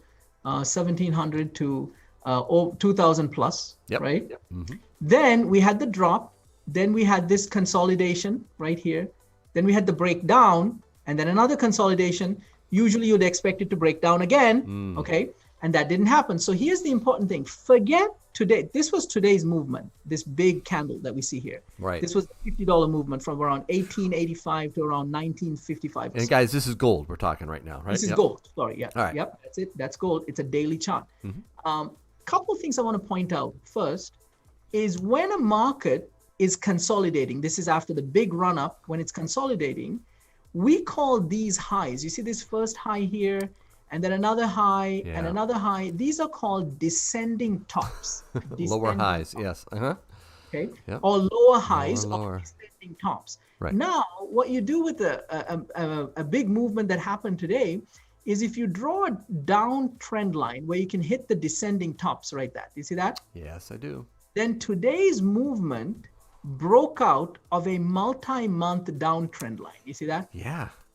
That's big, guys. That's big. Okay? Because what in one day, the downtrend line that's been there since August. So you had August, September, October, and the beginning of November. So that's about 1, 2, 3, maybe 3.5 months of downtrend was taken out in one day after the election kind of set in. Now, here's the next thing to keep in mind when I say this. So you got all of these descending tops. So you connect the descending tops as you draw this trend line. That wasn't the best trend line drawn, so I'm going to do that again. Where I want to touch this, and then I want to touch it, and there you go. Yep. That's the best one, okay? So you have this descending top, this descending. So it's a straight line. So just to let the viewers understand this, when you draw a trend line, you want to draw a straight line hitting as many of those descending tops as you can. Right. Usually if you have 3 of them hit, you've drawn a good straight trend line. And what you saw today is that in one day, you took out this multi-month descending trend line. Right. Plus, at the end of the day, the candle still was an entire green candle. Okay. Yes, it didn't go. Like a candle that went up and then came back down. Right. Down like this. It was up. Period. It was up, and nobody wanted to sell. Right. Nobody wanted to sell, and that tells you that. Here's the other thing. Sorry about that. I got to bring that chair back again. Here's the other thing that you want to notice from this. If this has follow through tomorrow, or tomorrow is Friday, so you might see a little bit of profit taking. But I think Monday, happen on Monday. Yes. Okay? That's if what I'm you watching. have follow through on Monday, and if you have another big day, here's what it's going to do. It's going to want to take out the high from August. What's the high of August? The high from August is this high in that 2090 area. Yeah, exactly. Because it's going to curl up and go what we call a J-hook pattern and take this out. And when it takes it out, here's something very important. That becomes the new support, right? Well, it could become the new support. But what's important is I'm going to actually, just to show you this, I have to zoom out on the chart. All right. So people can understand the magnitude of what's about to happen. Is if you get follow through on Monday and more buying comes in, and then let's say it goes towards this 2000 high, breaks it, what it's going to do is... No, I didn't accidentally nail it, Audrey. Come on, Audrey. Yeah, now she retracted it. What does he say? No, she was giving us a hard time. One of us, either you or me. Sorry, I'm watching the chat. Go ahead. I'm going back to this time period, and I think it's important for people to look at. This is the time period from like mid-April to around like July. Okay, that was again 1, 2, 3, maybe 3.5 months, right? Yeah. We just looked at 3.5 months. Okay. I know. Last time, what did it do? It went up almost $300 when it broke through the wedge. Man. See that? Yep. 300. So you could expect, could we see another $300 on top of 2,000? Correct. It could do that. Yep. Now, you gotta bring up the silver chart. Yes. Really quick. Don't take as much time, but just give us a quick trend line, if it exists, where do you think silver's going to do it? It's done the same thing. Okay, same good. Thing. But bigger. Holy God. I mean, holy goodness. That's all we can say. Okay. Hang on, guys. We got more questions from the chat coming. He's getting his chart ready. Hang on. We're going to be doing that. We'll talk a little bit about IRAs and mining stocks in a minute, but let's hear what you see in silver. Silver descending tops taken out in one day with this big bar that we had today. Again, just like gold, no selling, absolutely no selling at the end of the day. Okay. You will see a little retracement. Then Monday comes in. Guess what? Last time when this wedge was taken out, it went from 18 to 30. 18 to 30. So this time it will break 30 and you add that number, maybe 35 is very likely coming. 30 and 30 days, guys. 30 and 30 days. So that was a quick thing. You heard it here first. This is why it's very exciting. And another quick chart just to show you on this. Let me do a share. Sorry. If you change this into a weekly chart, I'm changing this. So we're on a daily. Okay. So every day's movement. Yep. Now we're changing it into a weekly chart. And what you'll notice, and this is something I don't want to complicate this so much, but this is an important thing to understand. Because I'm a simple guy. I need it done simply. I don't know. There's probably more advanced people in the chat right now that are like, yeah, duh, it's the J-hook pattern. What's wrong with you, Yankee? I'm like, go for it. This is a weekly chart where every candle is an entire week's worth of data. Week's worth of data. But here's the interesting thing. This weekly, when the market dropped from 30 to around 22 or so, or 23, it was consolidating around 24, it became completely oversold on an indicator called a stochastic. I'm not going to get into it, okay? Don't worry. But the last time it did that, you see, it was at the bottom here. This is here. Silver went almost $10 very, very quickly. Very, very quickly, okay? So this is how, when you ask me, how do you help people make money with physical metals? There are bringing it all around. Here we go. Yes, answer that question. We help you understand when to continuously build your position and when to keep buying instead of just arbitrarily buying at any time. Okay, all right. So dollar cost averaging, very popular. I do it, but you're advocating not just blindly doing it, but looking for little micro timings. Like this is a good time. Now you want a dollar cost average. Don't wait a little longer. Okay. Yeah, because think about this, right? Silver went to 30. It got overbought on our mathematics. We knew it was going to come down. What if you tried to dollar cost down average here? We would have said, no, don't do that. Just wait longer. And then you would have gotten a $3 advantage. There you go. And then do it. You can ask some of your coaching clients that we did that for. You did. Where some of their funds came into their IRA, but we held off. You did. I know. I was wondering that because they were calling me. I was doing my Yankee Cannon member calls with a few of them. And they were like, I want to buy my gold, Yankee. I talked to Mukarram. He said, just wait a little. It's like, okay, he's the trader, right? So if you want to do that, and they were happy they did. So that was good. So that's where your expertise comes in. That's one of the major ways that we help clients by allowing them to purchase their physical metals, even after you wire the money or once your IRA is set up. We'll hold off looking at our math. So that's one. Secondly, we can accelerate the performance by adding, when the market, we call it buying into strength. So when we see a daily high get taken out or a descending tops get taken out, we would pile onto that trade because we know a lot of that movement will happen in a short period. Now, do you think there's any, we were talking at the beginning of this stream about the elections and the impacts of a long drawn out battle here that could potentially go all the way to the Supreme Court. Do you see that at all radically affecting some of this technicals that you're explaining to us? I think the best way to answer this question is any political action or legal action or any fundamental action that can intensify the uncertainty that's surrounding the election and the state of the country will only make the technicals blow up pretty much in a very positive manner. It'll amplify what you're showing. Exactly. Simply because, and here's how I say it.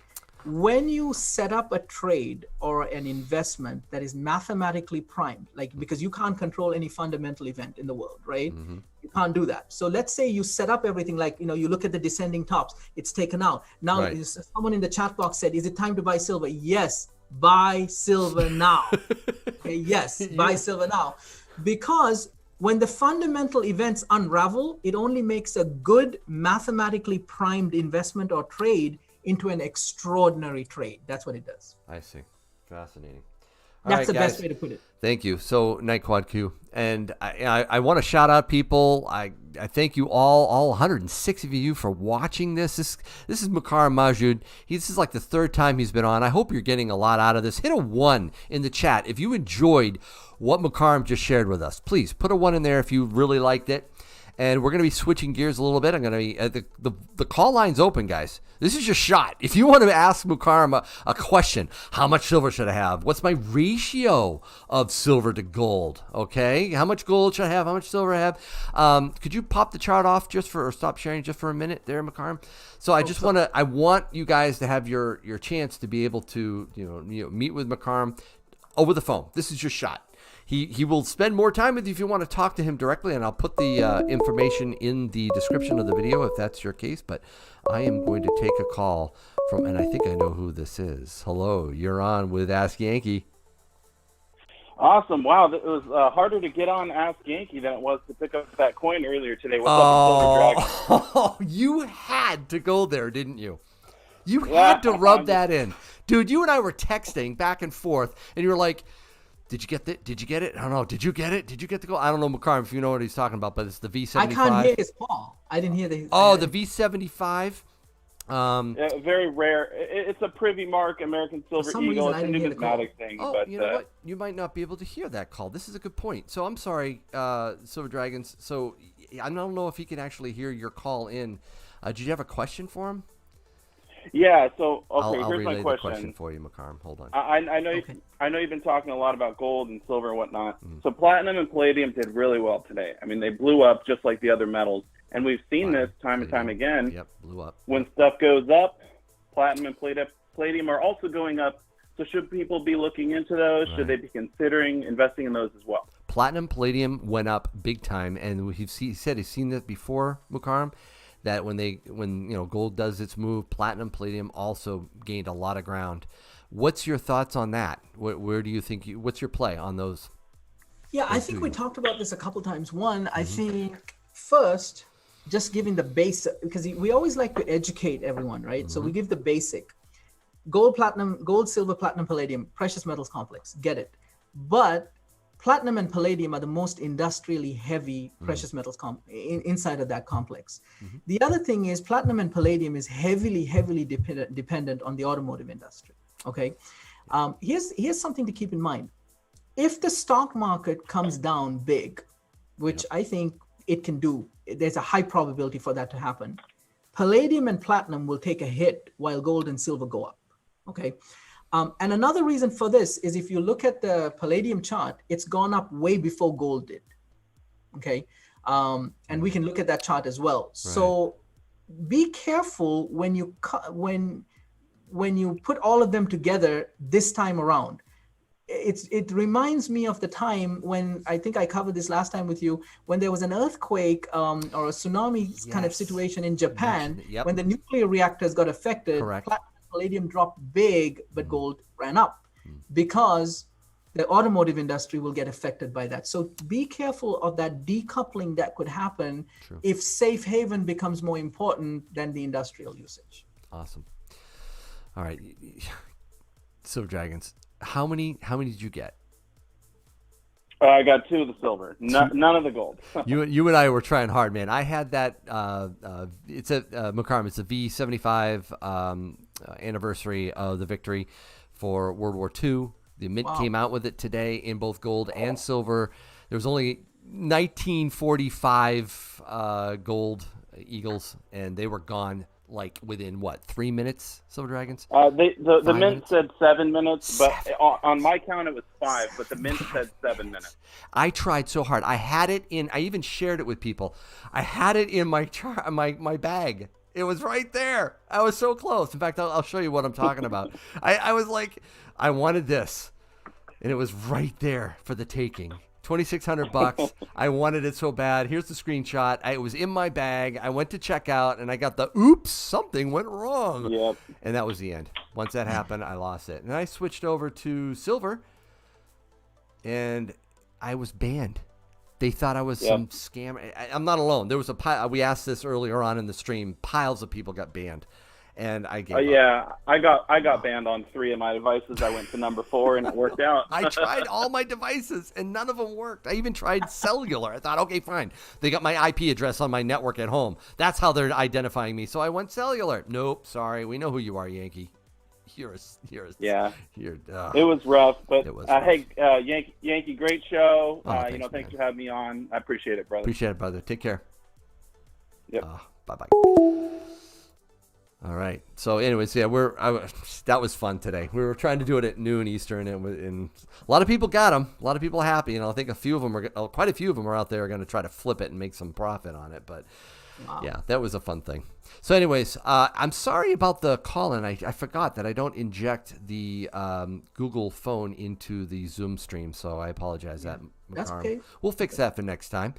If you have a question for Mukarram right now in the chat, I'm going to close the call line for now. I'll open it up a little later on. Put 3 question marks in the chat. You can directly ask Mukarram. He is the head of trading at Bullionite, chief investment officer at Blackstone Commodity Group. He has helped several of my Yankee Cannon members out as we coach and we talk about specifics. He knows his stuff, and I've directed him to ask him some questions. Buy gold now or silver now, says Judy Barbara. Judy Barbera. I don't know. She says, buy gold now or silver now? Good question, because obviously you're seeing both markets run up. Right. Again, I think the basic answer to that is based on your discretionary capital and what you have, you'll make that decision, because obviously gold's getting higher and higher in price, right? A gold eagle gets more and more costly. But what's the ratio? No. Will W asked to gold versus silver ratio. So help my viewers out right now. Is there a rule of thumb? Anything that you can help them for every this? If you've got an X amount of money, maybe you can give us a scenario where you have a certain amount of money that you can invest here. What is a good ratio? Here's what I like at this point. Because first, this goes back to the point that we know that as gold gets going, there's going to come a time where silver will outperform gold. Okay. In the beginning, you saw how silver struggled between 16 and 19 as gold was creating new monthly highs, not record highs, new monthly highs. Then gold broke out, silver went from 20 to 30 almost in like a month, right? Here's how I look at it. If you have $10,000 or less, you should have more silver than gold. Okay. If you have $10,000, and I would put it this way, 60% silver, 40% gold. That's what you should do.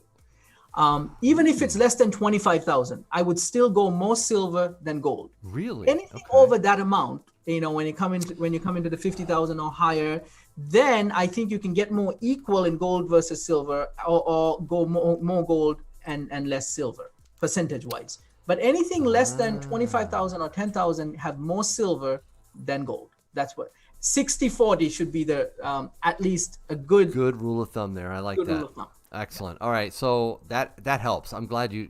Those are great answers, Will.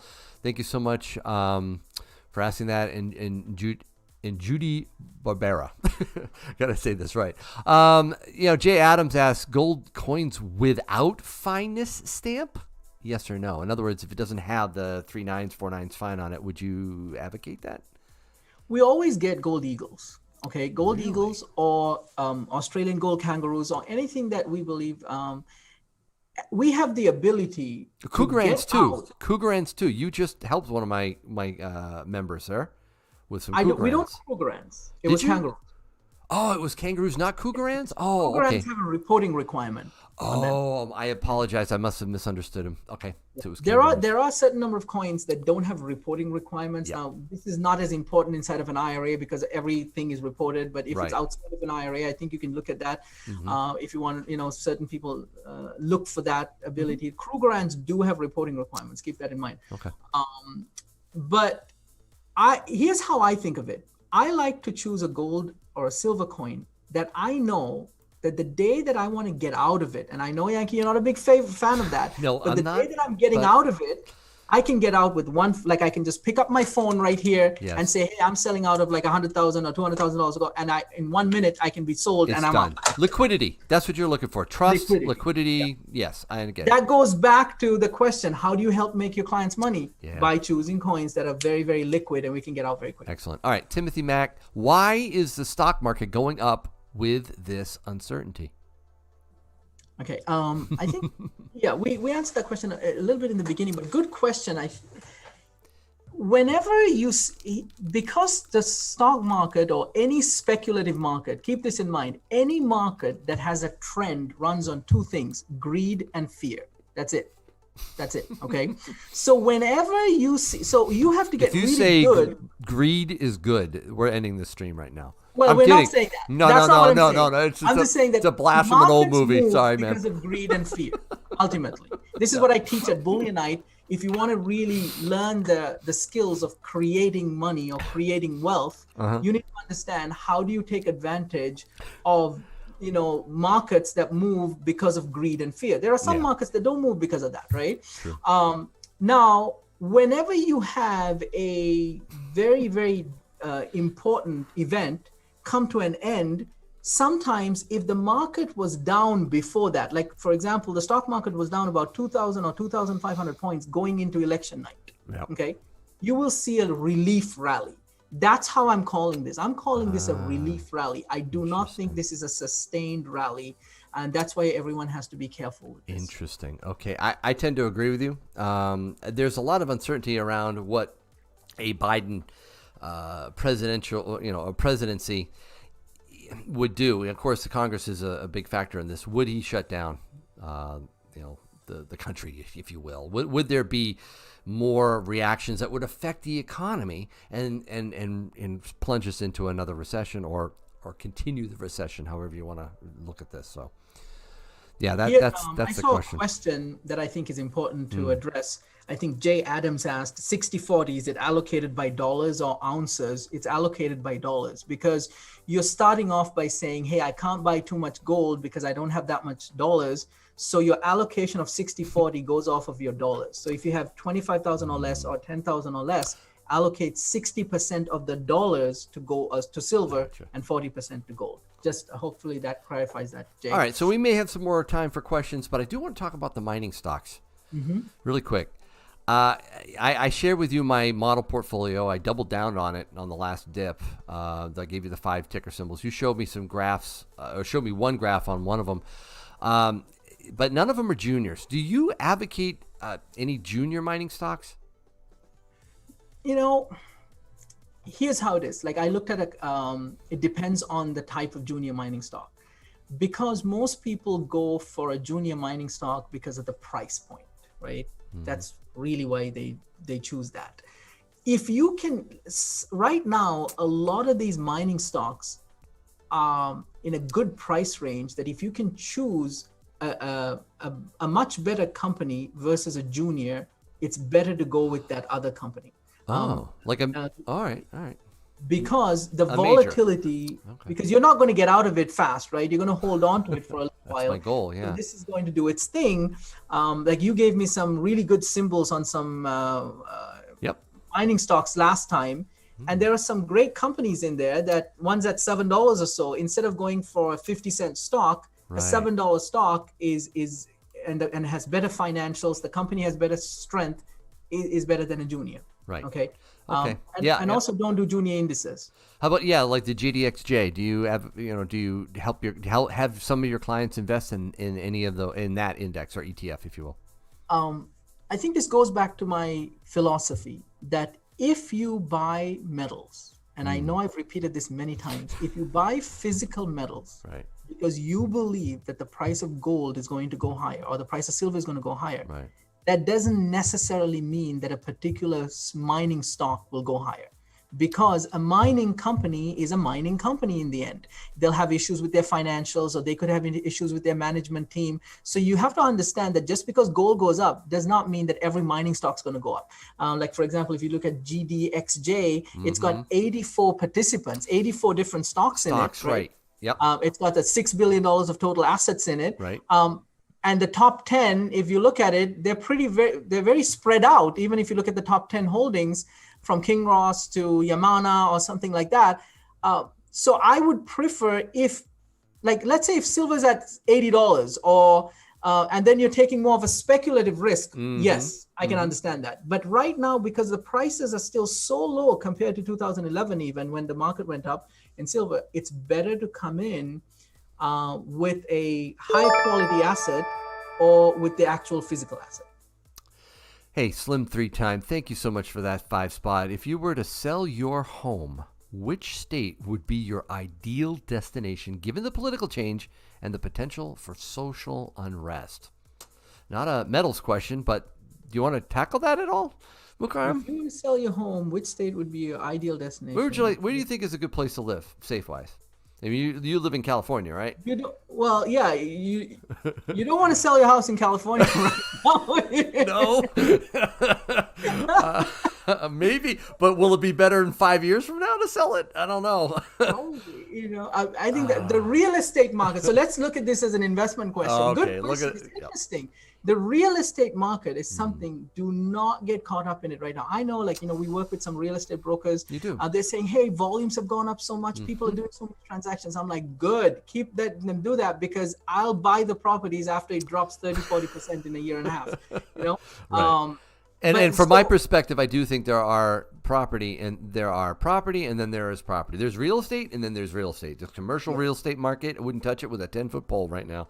And other types of markets I wouldn't go near. And it's also hyper local. It depends where you're at too. It really does. There are opportunities for real estate still. But yeah, you got to be very careful there. But the bigger opportunity in real estate will come because both markets, like stock market has corrected a little bit, but real estate has not corrected at all. So both of those markets will correct. And when that happens, that's the time I think you should get out of your gold and buy the next undervalued asset. All right. I hear you. Hey, there was a back and forth going on with Mo and Daniel Roberts, and it was a good question. And I don't know if we covered this last time, but he says gold is near or at all-time highs, while silver is at half. Actually, it is. Shouldn't silver be the better hedge, given much less dollar investment? Okay, great question. But first, a small correction. Gold has broken through its record high that it created in 2011. Nominally now, we're talking nominally, right? Not adjusted for inflation on this stuff. Right? Yeah.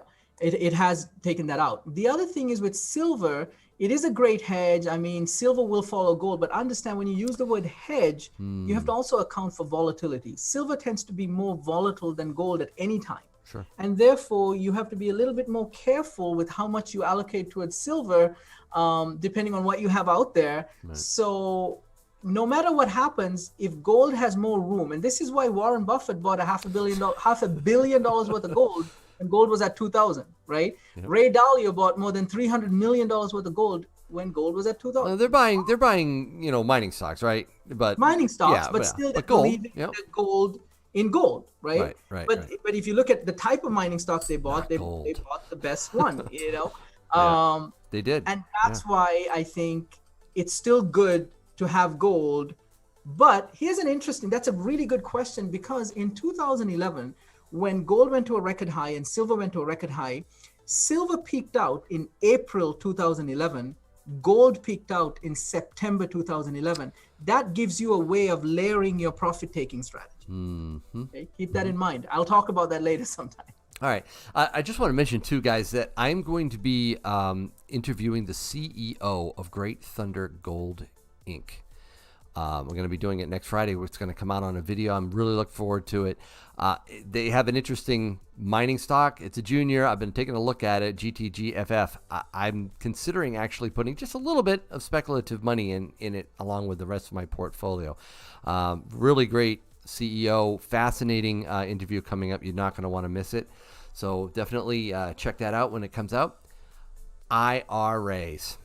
Now, one of your bread and butters is helping people with their retirement, especially if it's locked up in a 401k IRA, something that they just don't know what to do, right? There's a lot of people that have money and they've been investing in the markets. They don't know where else to put it. Should they put it in junk bonds? Should they put it in, FANG stocks?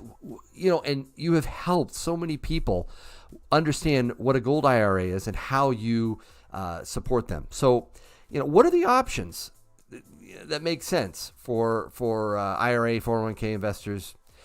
Maybe nearing retirement, okay? Maybe there's a few of you over there in that chat that are as old as Yankee or getting there, right? So maybe you got 10 years to go and you don't want to lose your money. And with what could be coming with this whole change in the guard of our government, the next 10 years could be incredibly vulnerable for the markets. What do you do to help people in those circumstances, Mukarram?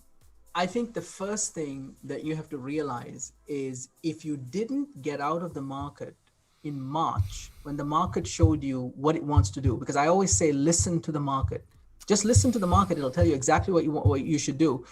If a market's gone up and it's for 11 plus years or 12 years, and then the first thing it does is drop 1/3 of its value in 1 month, it's a market that wants to come down. Mm-hmm. Okay. Mm-hmm. 1/3 of its value in 1 month, it wants to come down. So if you have your retirement money, or if you have your nest egg in stocks right now, and you have been fortunate enough to see this kind of like V-shaped correction that it did, that actually happens simply. It's a temporary run-up based on money printing and a rescue relief program.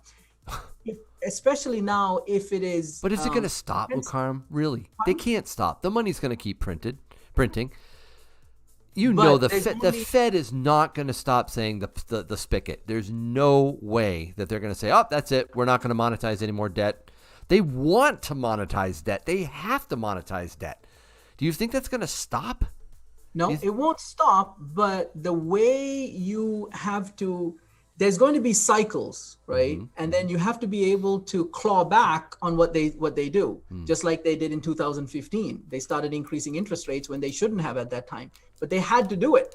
So what I'm saying is, if you have retirement accounts that are now exposed to the stock market at this record high, and knowing that you have a new administration coming in that can increase interest rates, that can cause a lot of volatility in places that it's not exactly with taxes.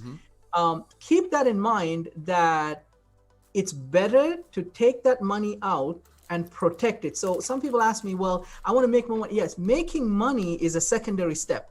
Protect your retirement money by just moving into what's called a self-directed IRA. We help you set that up if you want us to. And inside of that self-directed IRA, you can buy physical metals, physical gold coins, physical silver coins, so that when the market drops and gold goes up a lot, if you believe in that, you will not only hedge yourself, but you can also come up a lot. Like, I'll give you an example, right? All right. Let's say you have a $200,000 IRA or $250,000 IRA. The likelihood of that going down to maybe 180,000 or 150,000 is very, very high. That's what I call probability. The probability is high. Now, if you were to take that $250,000 and move it into a gold IRA, the probability of gold going higher or silver going higher is very high now, because of what's going on with the dollar, with all the plethora of reasons why gold should go higher. So now you have the ability to take a $250,000 account and grow instead of letting it come down. And why do I say this? Because the older you get, that time value is very, very important. That's an opportunity. Your window shrinks, right? And I appreciate that, because there are most of the people that I'm not all, but most of the people I'm coaching in the Yankee Canyon membership are in that boat. And it's interesting. Some people are debt ridden, and we work on that, but a lot of people are trying to just preserve what they have. And a few of them have connected with you, and I know you've helped them a lot. Again, I'm going to put Mukarram's information in the chat, and it'll be in the description at the end here. You definitely want to check out Mukarram Mawjood. Call him, talk to him. He'll help you with your specific situation, and you will be very glad you did, because he will get into some specifics with you. But I think is there one last question? Maybe there was a question up of, maybe I do want to ask this. Somebody said, if I still have it here, while I'm looking, if you wanted to say something, go ahead, Mukarram. Yeah, I just wanted to show something interesting on the miners that you kind of shared with me last time. Oh, on mine? Yeah. You have something to share. Oh, okay. Oh, no, fixed annuity. That's it. Silver Dog asked, what do you think of fixed annuities? I have my opinions, but I want to know your opinion on them. You know, first of all, if it's an annuity that is backed or is related to the stock market, because that's what's called an indexed annuity. Okay. Whether it's fixed or variable, be careful. I'll give you an example. AIG, they went down in 2008 in 2008 when they went down. Most of their clients had annuities, and what happened was they just said it's an IOU and we can't pay you anymore. Yes, exactly. That is a risk. That's what an annuity is. It's right. An IOU. It is, and it's usually an insurance company, and they usually they're trying to figure out how long you're going to live, and gamble on that, and say, all right, well, we'll time it. But it could go bad. Especially, not all annuities are created equal. I don't like them personally. I think it's restrictive. I think you can do better without it, but that's just my opinion on it. I think one of my clients said it the best. I think in 2009, I remember when he had a massive annuity through Allianz, and I was looking at it, and then we were going through all the paperwork and all the mess that was, because they had these penalty terms and the timelines because it's 5 or 7 years. And then one day he was on the phone with me and he said, Mukarram, we all like hot dogs, but I don't want to know how it's made, and this is what I feel right now.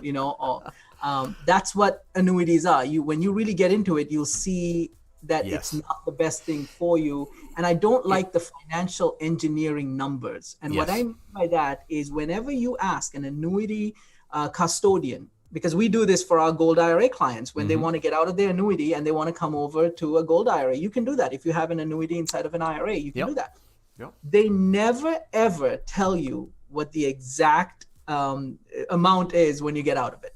They never want to say it, because they have engineered the numbers so much by saying, oh, you got this bonus and you got this bonus and the number is this much. But in the end, what I tell them is, hey, listen, I don't want to know anything. I just want to know what is my client's liquidation value. And then finally they'll tell you what it is. So this is the bottom line for me. Check this out. 2018. There was a change in the rules that required, or I think was it 2018 or did it wait until 2019? Whatever. Rules that required, it was a fiduciary rule that basically made analysts, advisors, they had to make decisions in the best interests of their clients. Okay, now that sounds like a shocking thing. Why wouldn't all of them want to do that, right? But they didn't have to. They could do it what was in the best interest of them. And they were pushing annuities, because they could get huge, percentages, cuts on that. As soon as that law went in, annuities plummeted in people's interest. It went out of vogue, and I'll tell you that should tell people something. As soon as they had to think about their client's best interest, they didn't want annuities anymore. Exactly. And that all comes down to, because every time I talk to someone who has an annuity, they say, hey, Mukarram, they said they're going to give me this bonus and this. And I say, but that's just financial engineering. It doesn't mean anything. Right. And that's what it is. I'm having fun eating candy. I'm sorry, I have a sweet tooth, so you're probably watching me the whole time like, what is he doing? But it's fun. I can eat Laffy Taffy for a while, let you talk. That's one way to find shut up. All right, so I think we've covered most of what I wanted to talk about. But you wanted to show a chart, right, of one of my stocks?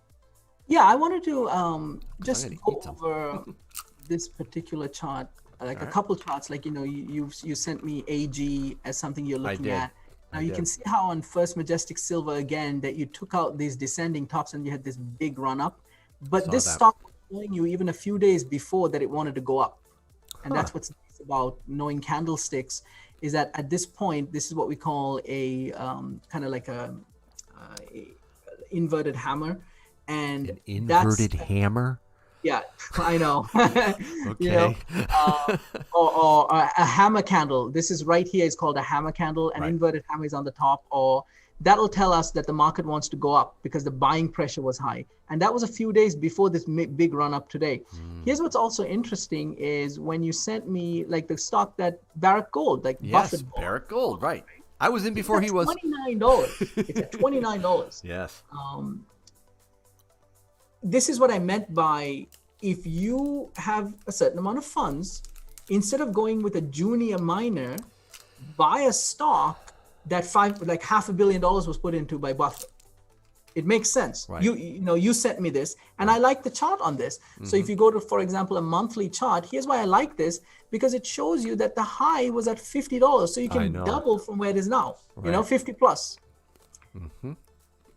So that's, these are things that I wanted to point out when you asked me about, and then I'll go over, for example, when you look at SAND, Sandstorm Gold, right? Yeah, Sandstorm, yeah. $8, really undervalued at $4. You can see that the high was around 14, 15. That high is going to get taken out when gold goes, and that's why. And you can see how you had a little gap right here. If you look at that gap up, and this is great knowledge that we're teaching all the viewers. Yeah. If you see a gap up after a rundown, you see how for the last 3 months or 2.5 months it was coming down. Right. And suddenly you see a gap up on a day after the elections, and when gold was up $55, that tells you that there's a lot of buying interest and there was no selling at the end of the day. That's how you trade a gap. There's also gap downs that happen after a big run up, and people sometimes jump into a market at a gap down, but this gap up is telling you it's a good buy. Cool. Wanted to share that. Didn't want to complicate things. No, I love it. Thank you. I'm going to throw, this is the ticker symbol. Now, this was a junior, Great Thunder Gold Corp. All right, GTGFF. And I've analyzed this. I've looked at it very carefully. The management, I've been studying the ones that are in charge with this. Eric Sprott has put in, I think, 15% of his money into it. Basically, or 15% of the shares are owned by him. Eric Sprott. I mean, come on, he's a billionaire.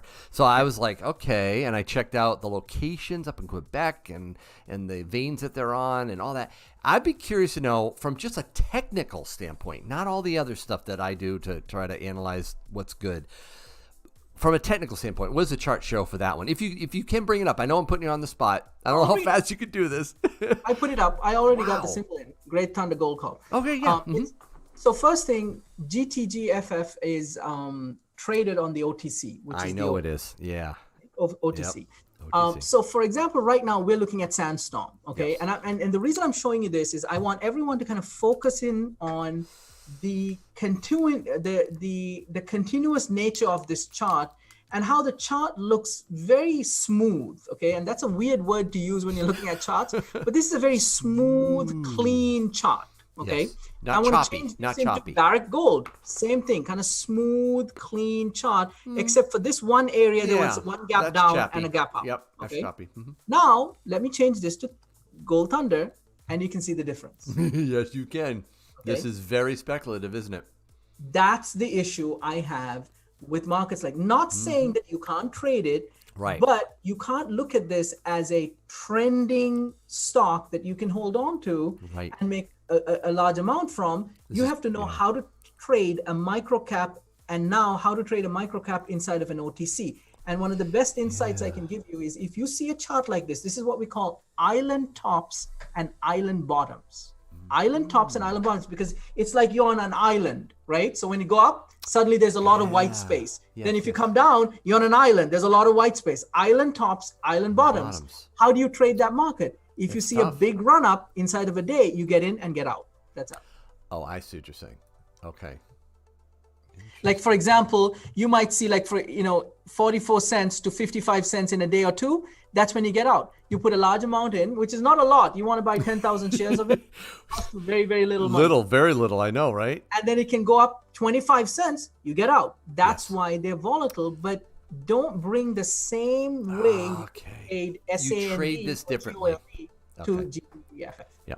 My buy and hold for a few years on the other ones, a lot of them are like not blue chip, but they're streaming royalty type mining companies. They're a lot more. They may be able to give a two bagger or something, but this one right here that you're showing, this could be a 10 bagger, but you got to be really quick on how you get in and out of, right?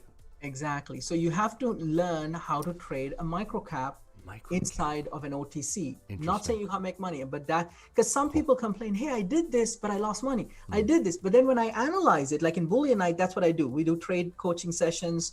I help people learn how to trade. Yeah. And one of the things you'll notice is you brought the wrong tools to the wrong game. That's what happened.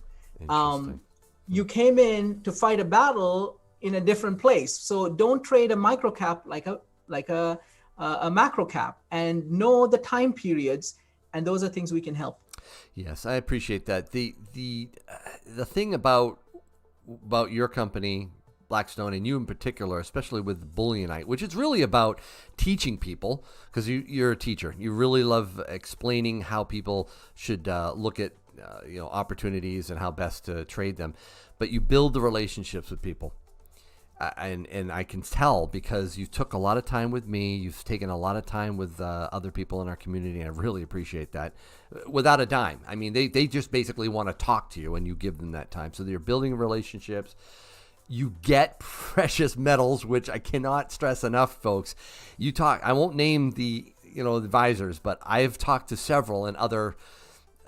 All they know is stocks and bonds. They don't, or ETFs. They don't understand precious metals like Mukarram does.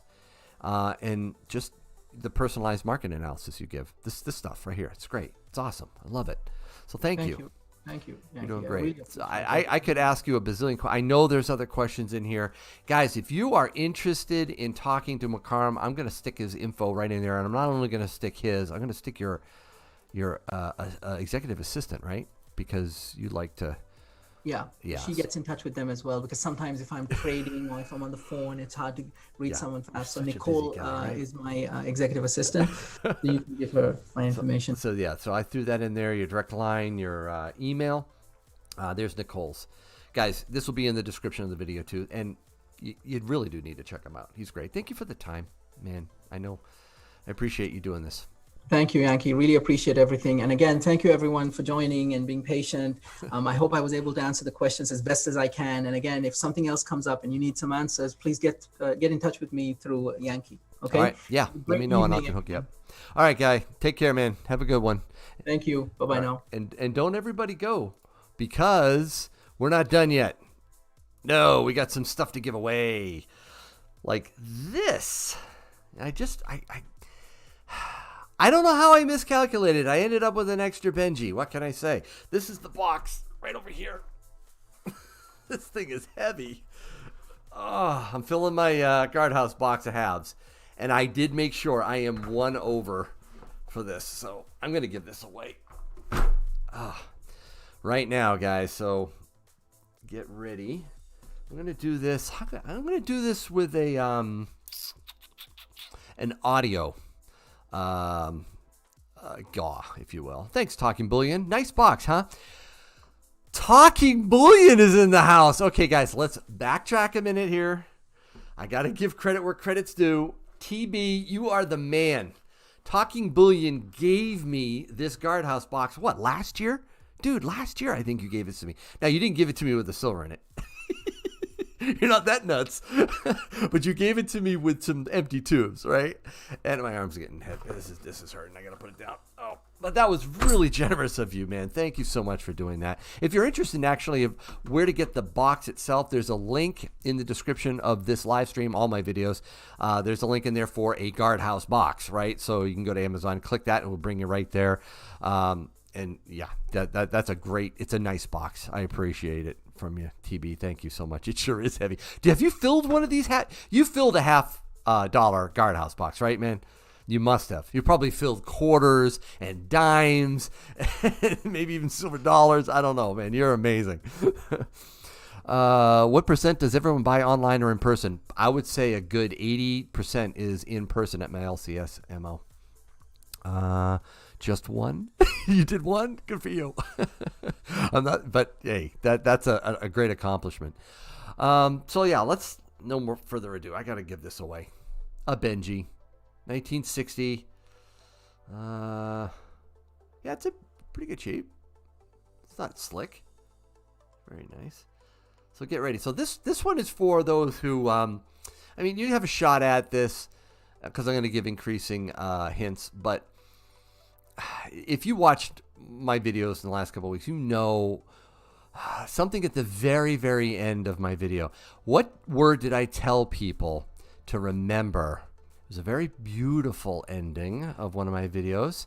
It was one word, and if you guess it first, I'm going to give it to you.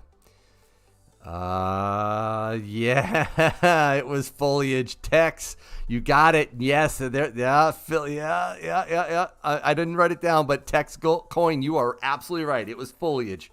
Filet B knew it was foliage. Godfather 48 knew it was foliage. It was at the end, the last part of my video. I showed a bunch of foliage. I even said you might want to remember the word I put it in quotes too, foliage. But you got it, Tex Coin. Email me at yankeestacking@gmail.com. Make sure when you email me, you actually put your mailing address in there so I can mail this to you. But I am really happy to be able to give this to you. Well done. Yes, Mo, well done. Yep. Yeah, it was beautiful. The foliage just up here in New Hampshire was just gorgeous.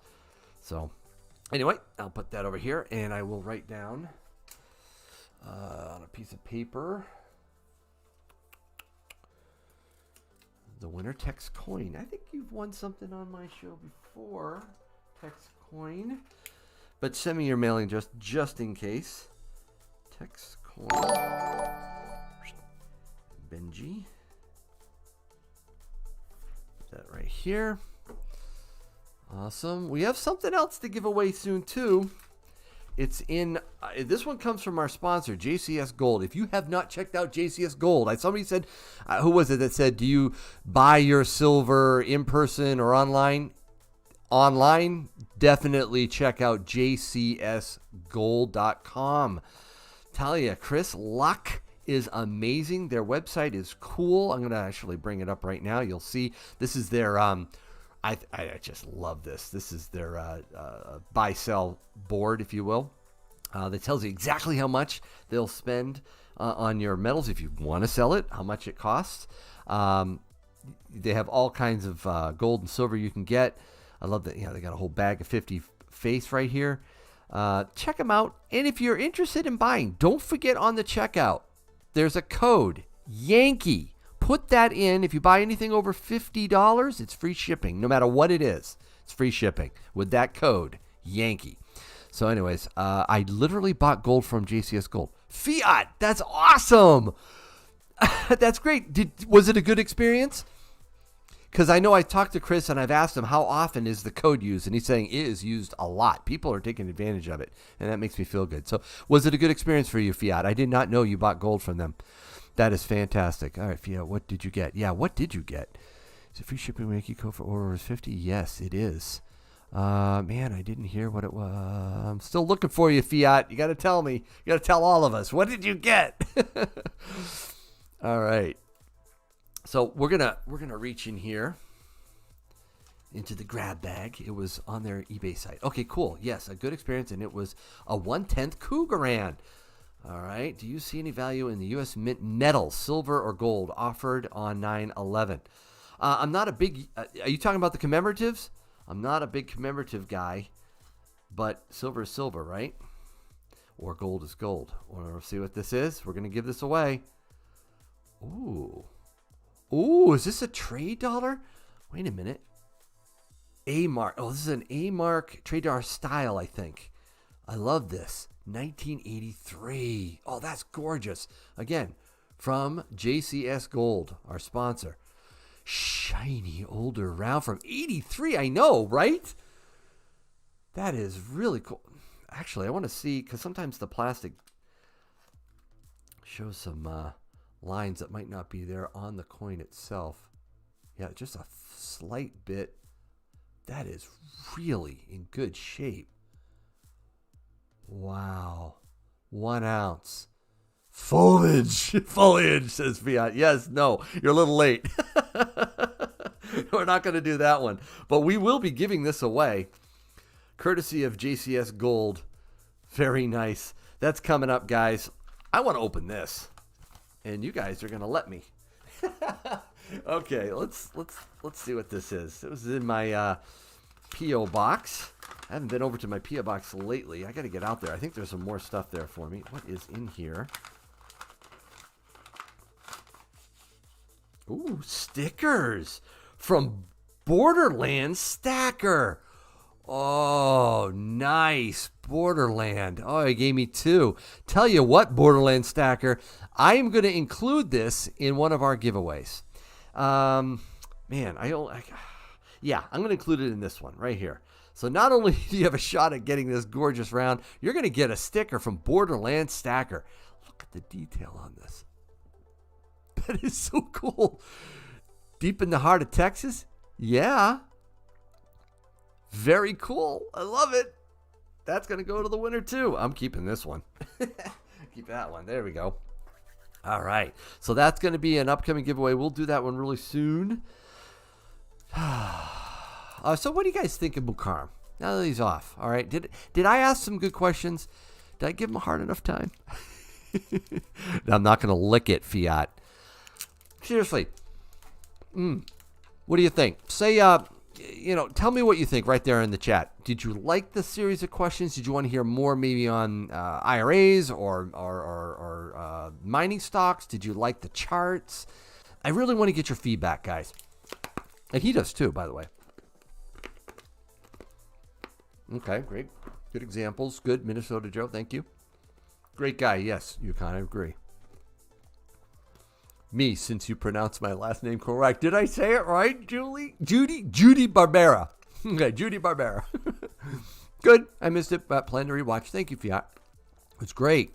More on IRAs.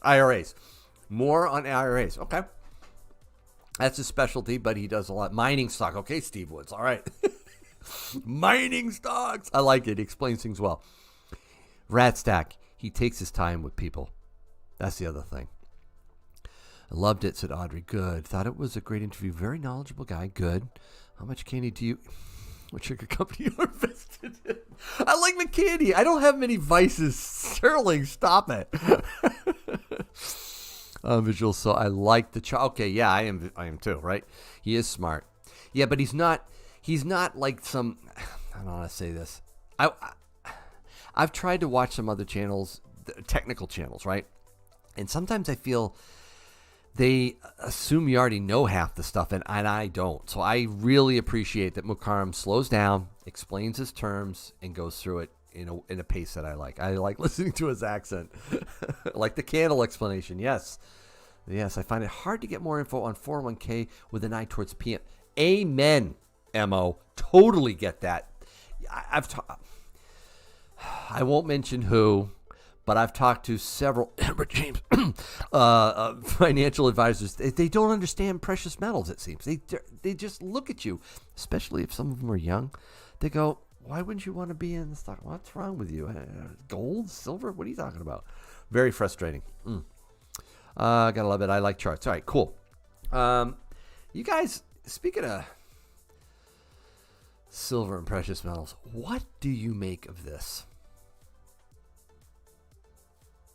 Yeah, they do make it sound like the 1600s. It's true, Mo. I liked your prepper comment. Ever thought about starting a prepper group? Castro Cigar Shop for meeting. Ooh, William. I do. I am a prepper unabashed. I'm not the best prepper in the world, but I really do think that it's wise to prep. Yeah, I know, right? Sweet toning. This is from, Rainbow.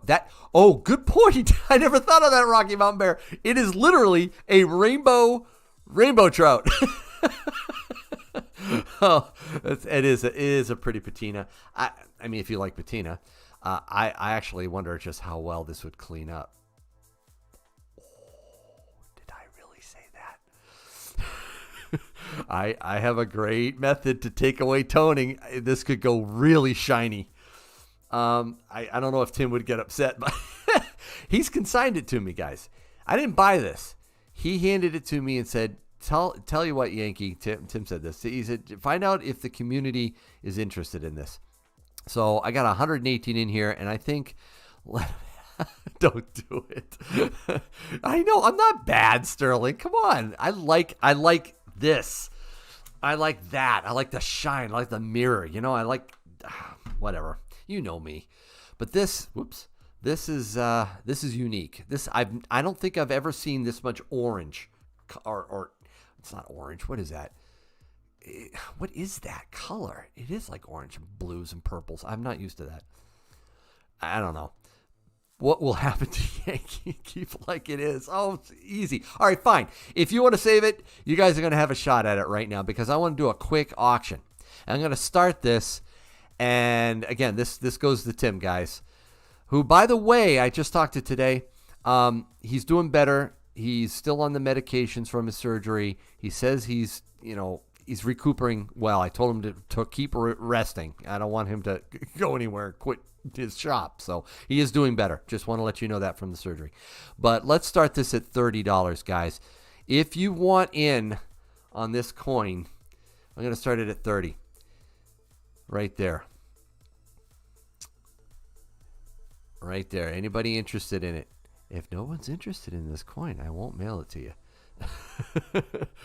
$30 to start. All right, MO starts in at 35. 35 to MO. Very cool. I actually love fishing, or did a lot of rainbow trout fishing, fly fishing, brookies, you name it. I love fishing. I did it up in Maine a lot. I also love bass fishing, so this is kind of cool. North America Fishing Club. MO's at 35. Right there. This may not take long. Yankee and Mukarram. Thanks, Gary. Appreciate that. Wow. Okay. Going once. I'm going to put the 1 in there. Oh, no. Jake with a 40. Okay. Jake at 40. I am going to do going once, though. This is going to be fast. There's no way people are going to draw this out. So it's going once to Jake Scott at 40.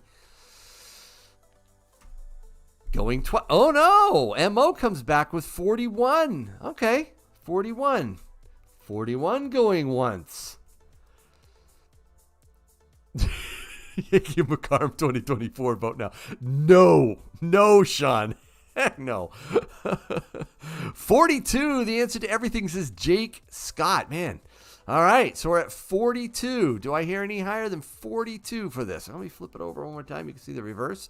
This is where a lot of the orange, I guess it's orange, copper color, purple, blue. Yeah. MO goes to 43. We're at 43. Gotta watch. I don't do a patina face reveal with this thing. Yankee, why do you look purple? So we're at 43. MO 43. Going once to MO at 43. Going twice to 43. We're at 43, Mr. We're at 43. Going twice. And I'm typing it in SOLD. And sold. Oh boy. Soid.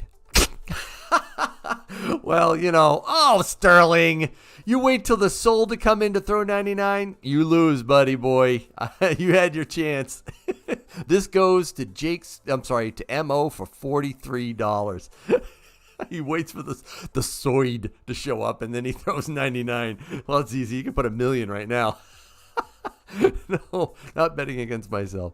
All right, so there it is, 43 MO. Congratulations. Oh, you're very welcome. Thank you. I'll tell Tim. That is really cool. Let me write that down. Email me, MO. Feel free to PayPal me there as well. Friends and family if you want, because Tim is a friend. MO, the toner, 43. All right, cool. You guys have any other questions for me? I'm going to go probably a couple more minutes longer before I wrap it up. And if you got any questions, put 3 question marks in the chat. I will, by the way, open up the call line. This is a quick one, guys. So I'm going to open up the call line. The number is right there. You can see it right there. You can ask me any question you want live. Just call in. I'll answer. It'll be fun, especially if you tried calling in earlier and you couldn't. So thoughts on JM Bullion hack, says Godfather. How common is that, guys, now?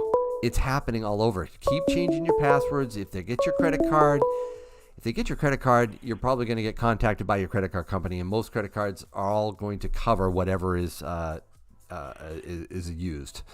So you're on with Yankee. Who is this? Hey, Yankee, it's 47420.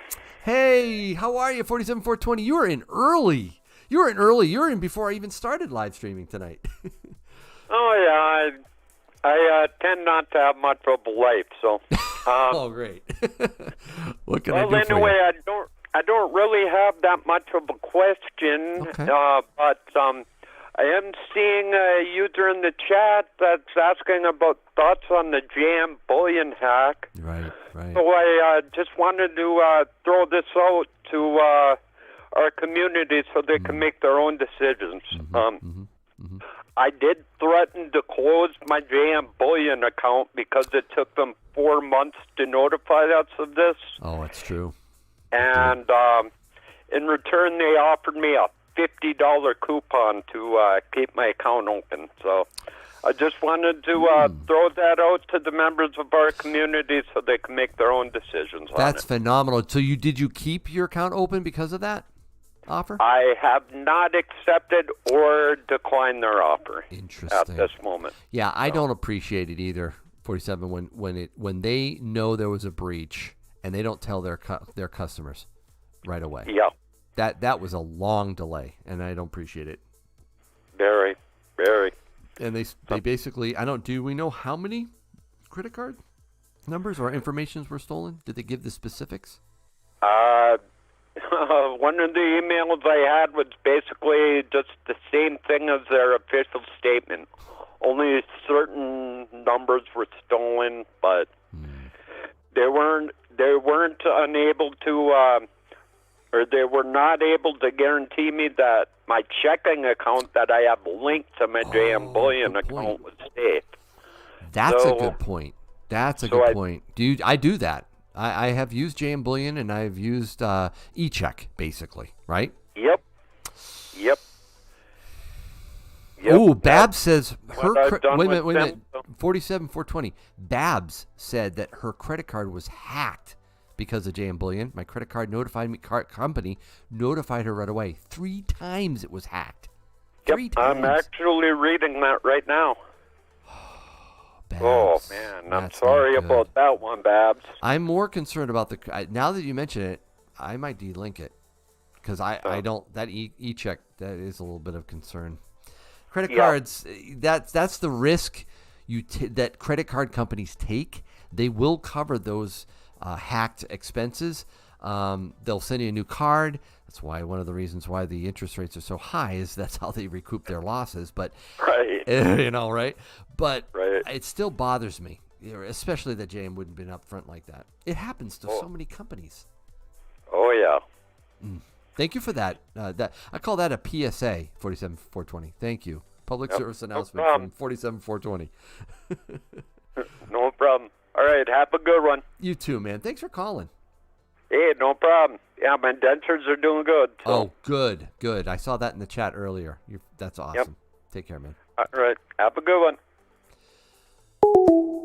Painless. Very helpful. Before I give that round away, this is your chance to call me on the call line. Right there. Not right there. It actually scrolled off. 47420 had the guts. Who else has the guts to talk to Yankee? Really? I know Babs does. She's called me before. I don't know if she will again, but there's the number right there, guys. 978-406-9103. 978-406-9103. So call me if you got a question, a comment, you want to shout somebody out, you want to tell us, if you want to rub in the fact that you got one of the V75s that Yankee didn't get because they thought I was a denial of service attacker on their website and they banned me. Go ahead, maybe that'll get people to call in. There we go. Hello, you're on with Yankee. Who is this? Hey, Yankee, it's Sean Paul Bernard again. How you doing, sir? Hey, Sean, great for you to call in. Thank you, man. What's up? I always seem to be a chronic caller, man. I'm never scared to call your phone line, buddy. Maybe it'll rub off on other people in the chat. It hopefully so. Hopefully maybe my excitement and just love hearing just talking to you all the time, man. Just hearing your stream will encourage people too. Hey, man, I'll apologize for bringing a little doom and gloom at the end of your last stream. Don't worry, I won't do any of that with a question this time. I just wanted to. No. That was okay. I really appreciated that. That was excellent. Thank you. I did like it. Go ahead. Yeah, cool. This call pretty much just wanted to say, don't worry. I was apparently a hacker too from the United States Mint. Apparently they didn't like my fully registered United States account for the last couple of years and credit card they had on there, and no kidding. Everything that said I'm alive. And here's the thing that really pushed my buttons, dude. That I wanted to really just like. You ever seen the movie Ghost Dad? Remember when Bill Cosby went to the phone and choked out the old ex-boyfriend? I wanted to do that on the phone with the U.S. Mint today. Because when I'm logging in and they're proving that you're a human being, the pictures that you have to scroll and like is just a bicycle, is just a boat. Did you have that also? The boat, I could barely even see the pictures. They were ridiculous, man. Is that a boat? Is that a tree? Like, why? I gotta do two of these? I'm too old for this. I can't see it. I thought I clicked it pretty fast though, man. I did my best, but that really bugged me. I thought maybe I unclicked. I did that anyway. Let me not go on a soapbox, but they needed to do it. I understand why they needed to do it. The bots can go crazy. I heard about that today. That's what happened. Yeah, it is true, and I like it. But they did it multiple times, and every time I thought I was getting further, it jumped back and made me do it again. Oops, we're sorry. Oops, we're sorry. Yeah, you're oops. 1960 server again apparently. And even in Sal's video, I mean, everything he said in the Salvate Metal video, by the way, shout out to Salvate Metals, everything that he experienced, I did too. I mean, I talking to my LCS, they said they had 25 people at noon right there ready to go, and only 3 people were successful getting the silver coins, and none got the gold. I'm thinking the Mint had to. I'm thinking honestly, my dad and I had an hour and a half talk about this. I was so mad to call him in Florida and talk about this.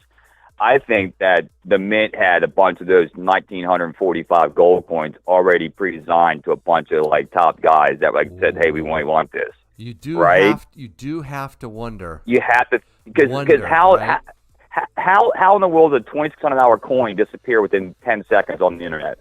You asked me that. And the refreshing it has to do.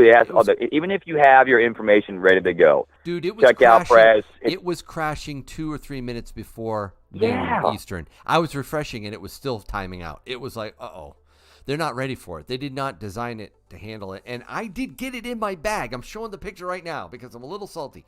It was in the bag, and it didn't. I had the bag too. It didn't say this item is currently not available. I didn't get the screenshot behind it, but it said yes. Check out. It was there. Check out.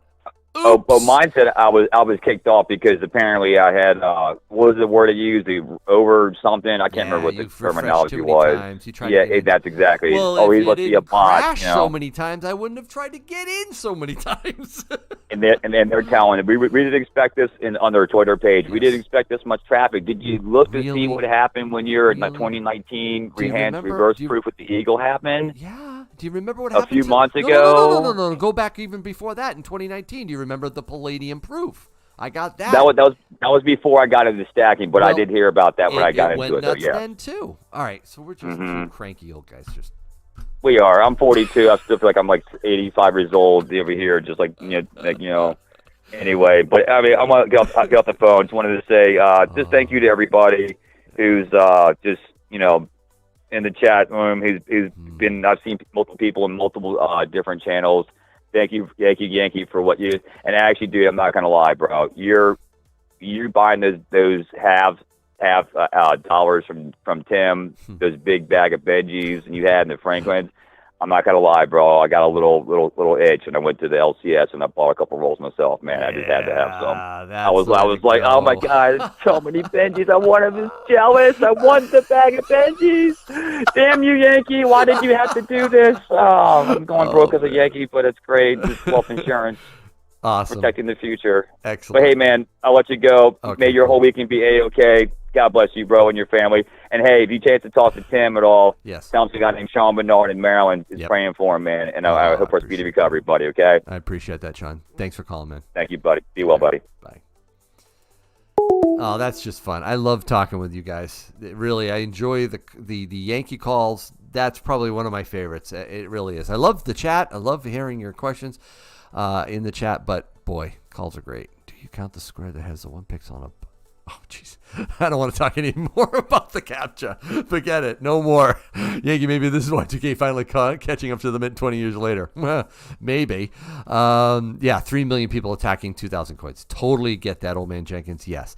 But then the silver, because I was banned. I know some people were saying, yes, I was banned too, but then eventually it let me get into the silver. Well, eventually it let me get into, but they were gone. So it was really a trashy situation.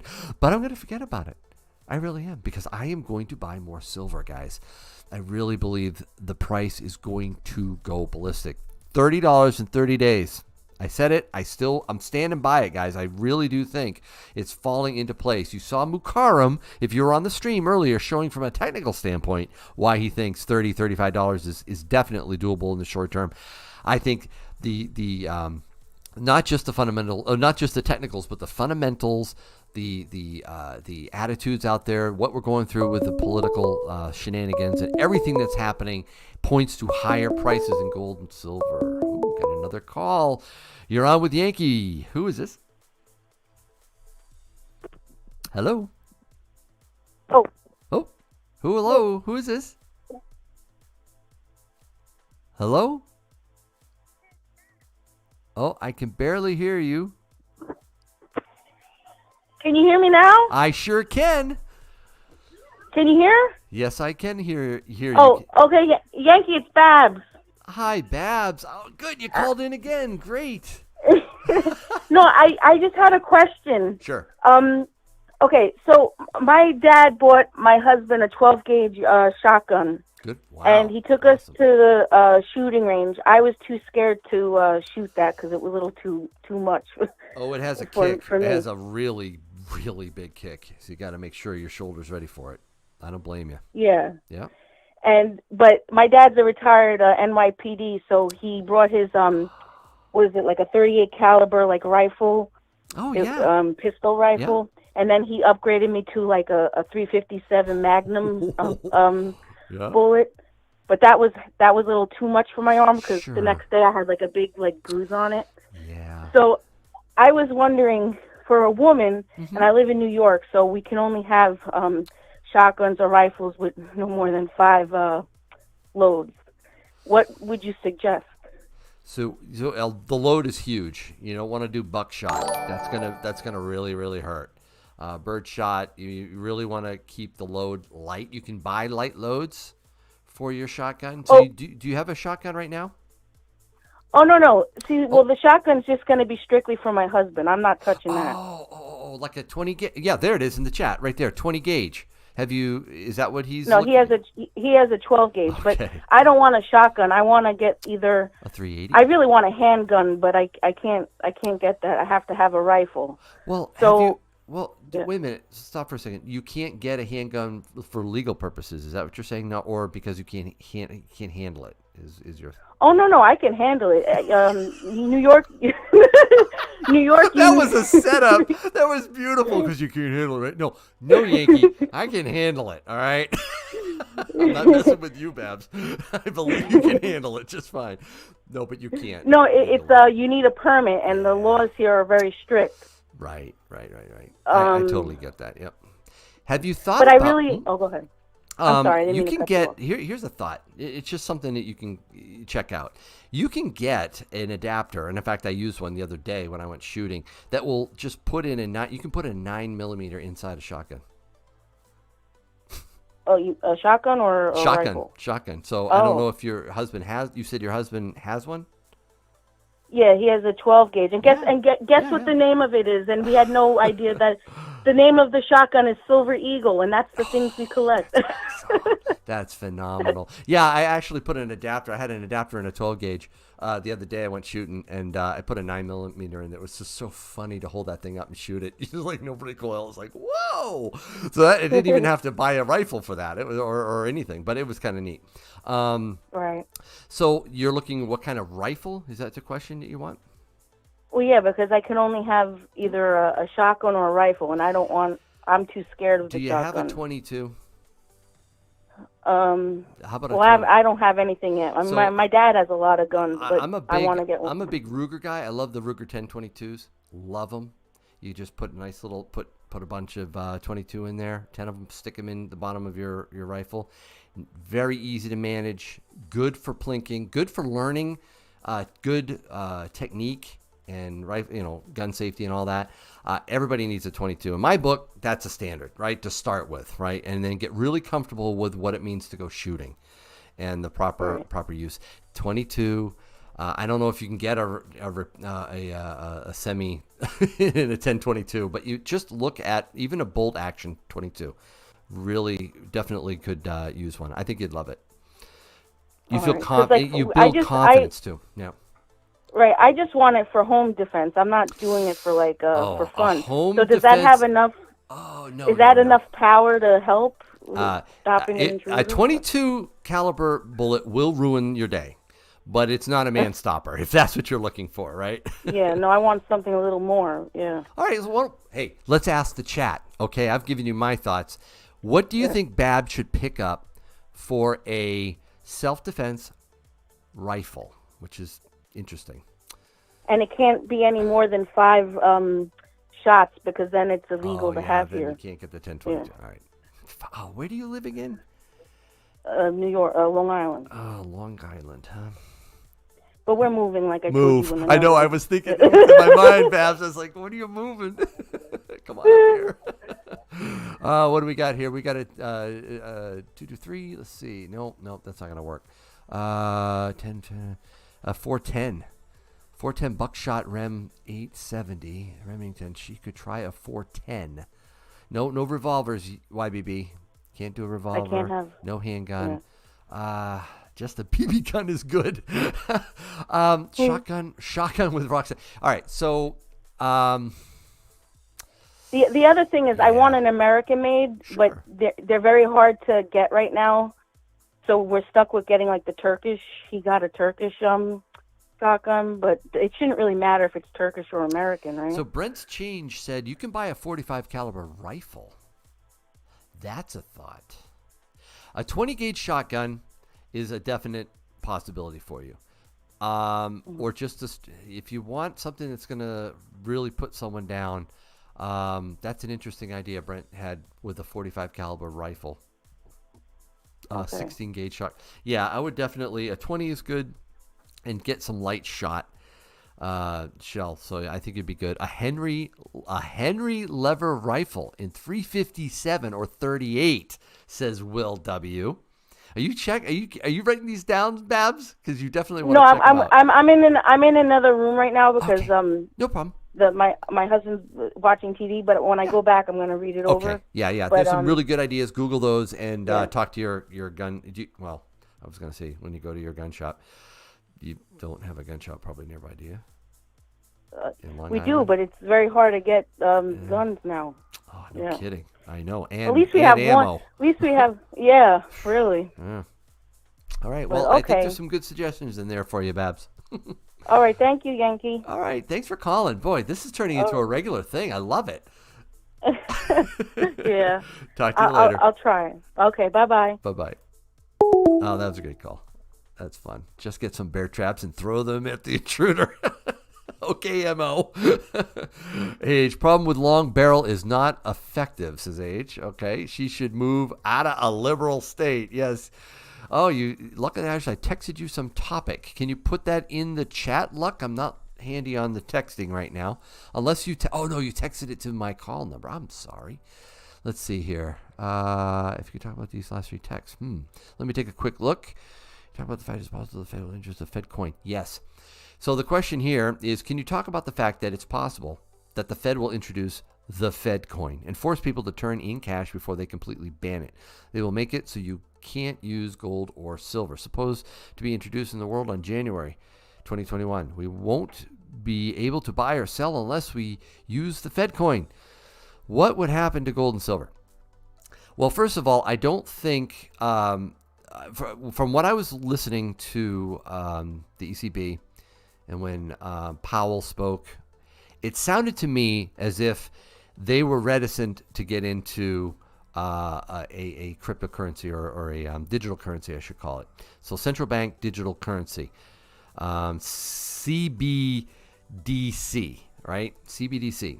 And they will eventually, in my book, in my opinion, they're going to come. But I think they're going to wait. I think they're going to let others in the ECB and others around the world start introducing it. Powell was saying, "Hey, we already have digital currencies, and we already have the Swiss system," and he was trying to, I think, cover up some stuff. There's a lot of legislation in play that I think could bring it. I think it will be the way future stimulus is given. I think it'll be the way they control what is being spent and how and when. Here's your stimulus. You get it directly, spend it in the next 4 weeks, or it's gone. So I think there's going to be that. I think eventually, currency is all over the world. US dollar, it's going to be difficult to eradicate. I know it's coming. Eventually, it will get here. I don't think it's going to happen overnight in the next few years, but I think in the next decade we could see currency vanish. I think they'll take away denominations like the Benji, the $100. Like when we had $5,000 and $1,000, and $100 could go away.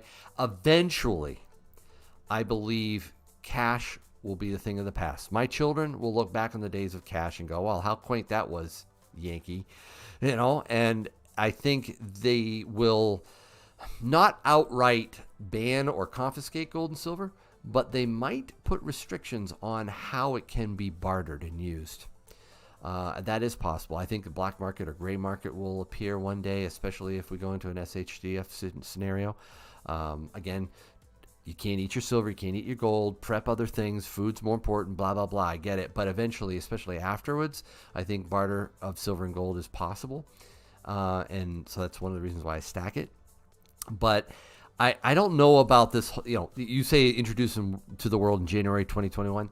I don't think it's going to hit 2021. No more cash. Can't use it. It's going to take a while, guys. This world still runs on currency in a lot of ways. But it is coming. That's just my 2 cents on it. K-Coin, is silver going to the moon? Eventually. Okay, there's a quick answer for you. I've called for $30 silver in 30 days. I think triple-digit silver by the end of the decade. I don't know. Depends on what you call the moon, I guess. Silver and gold are delicious, says Sean. I haven't eaten it before. Might have licked it. Haven't eaten it. Chain shortage was the start. Yeah, MR, I'm not going to go too tinfoil on that. I think the Mint made some mistakes. I think what we went through did cause some supply chain issues. But yes, there is a war on cash. They don't want it. They want to go digital. They want to control how it's distributed. They want to micromanage this. And I believe one day they want to go negative, not just in real terms, but in nominal terms, rates, negative. And the only way they can do that effectively without people hoarding cash and being the bank, which I subscribe to and I advise all my members, be the bank, get the cash out of the bank, only leave what you can in there and get it out. I think they don't want people to do that. And the only way they can go negative is to get rid of currency. Eventually, that's coming. All right. I'll get off my soapbox now.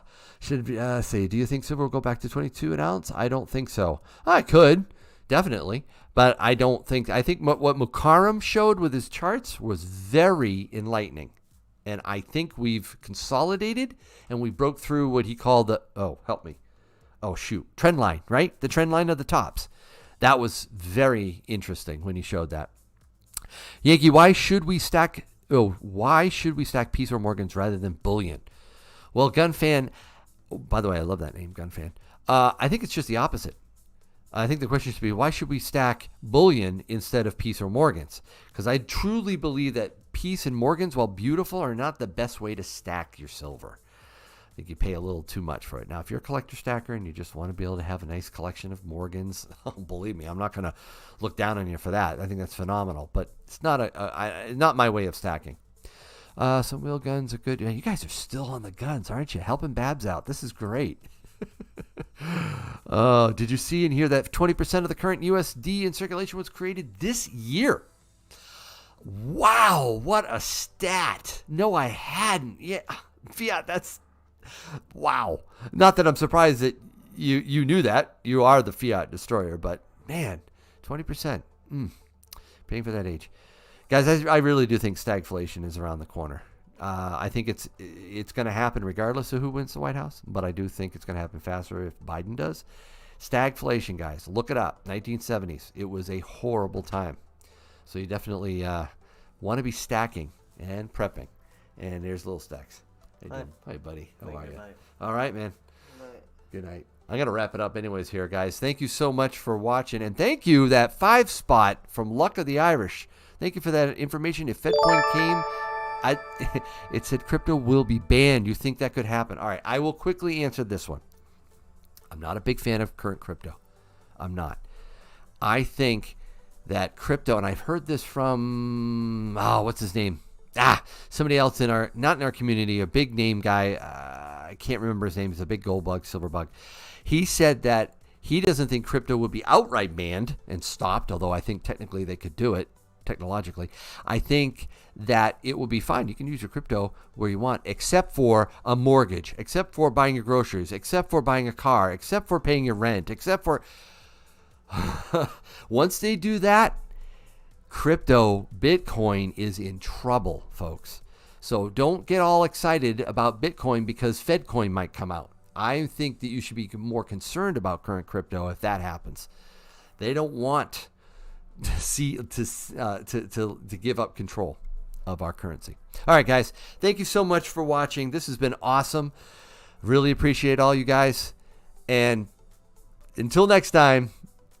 Oh, shoot. Oh, got to give this away. Oh, my word. Right now. Guys, get ready. I got 113 in the chat. I got to give this away with the sticker. And here's got a question right here. We're going to do it this way. I'm going to stick the question right in the chat. Not in the chat, on the screen. You'll be able to see it, right? In fact, I'm going to show it to you right now. And then I'm going to show you a picture. Okay, I'm going to switch over and you're going to have to name what this is. All right, so I almost forgot the giveaway. Guys, how could you let me do this without the giveaway? All right, here it comes. There's only 109 people in here, so you got a good chance. Question coming up right here. Get ready. What is this? First correct answer. What is this? What is this? What is this? No, text going, no, Will, no. Kinda, it comes in a box, guys. Generic word. There it is. I see it. That was harder than you thought. You guys had silver and gold on your mind. Cereal, or I'll take cereal flakes. Cereal. That's nuts. Okay, I did see it. Nugget, honey, chicken nugget, chicken nugget. All right, food, copper, McNugget, corn pops. I was looking for the word cereal, and it goes to Old Man Jenkins 771. Cereal. Yeah, it was a flake, type of flake, type of cereal. Definitely, I know you could have said, yeah, it's not corn pops. No, but I'm gonna go with cereal. Old Man Jenkins, you just won. You just won this gorgeous round. Check it out. From JM Bullion. Again, please check out, not JM Bullion. Whoops. Whoa. Got to go back and edit that. From JCS Gold. We were talking about JM Bullion earlier and the problems that they were having. So definitely check out jcsgold.com. You get this sticker too. Pretty sweet. All right. Congratulations. Definitely, I'll write it down right now. Old Man Jenkins, I know you've won something from me before, but email me with your mailing address. And I will get this out to you, my friend. Congratulations, well done. A couple nice giveaways. All right, guys, that's it. I'm wrapping it up right now. Thank you so much for watching. Definitely hit the like. If you haven't subscribed to me, I'd appreciate that too. Check out my memberships. Love my members. You guys are great. Thank you so much. And until next time, I hope your day is A-OK. Good night, everyone.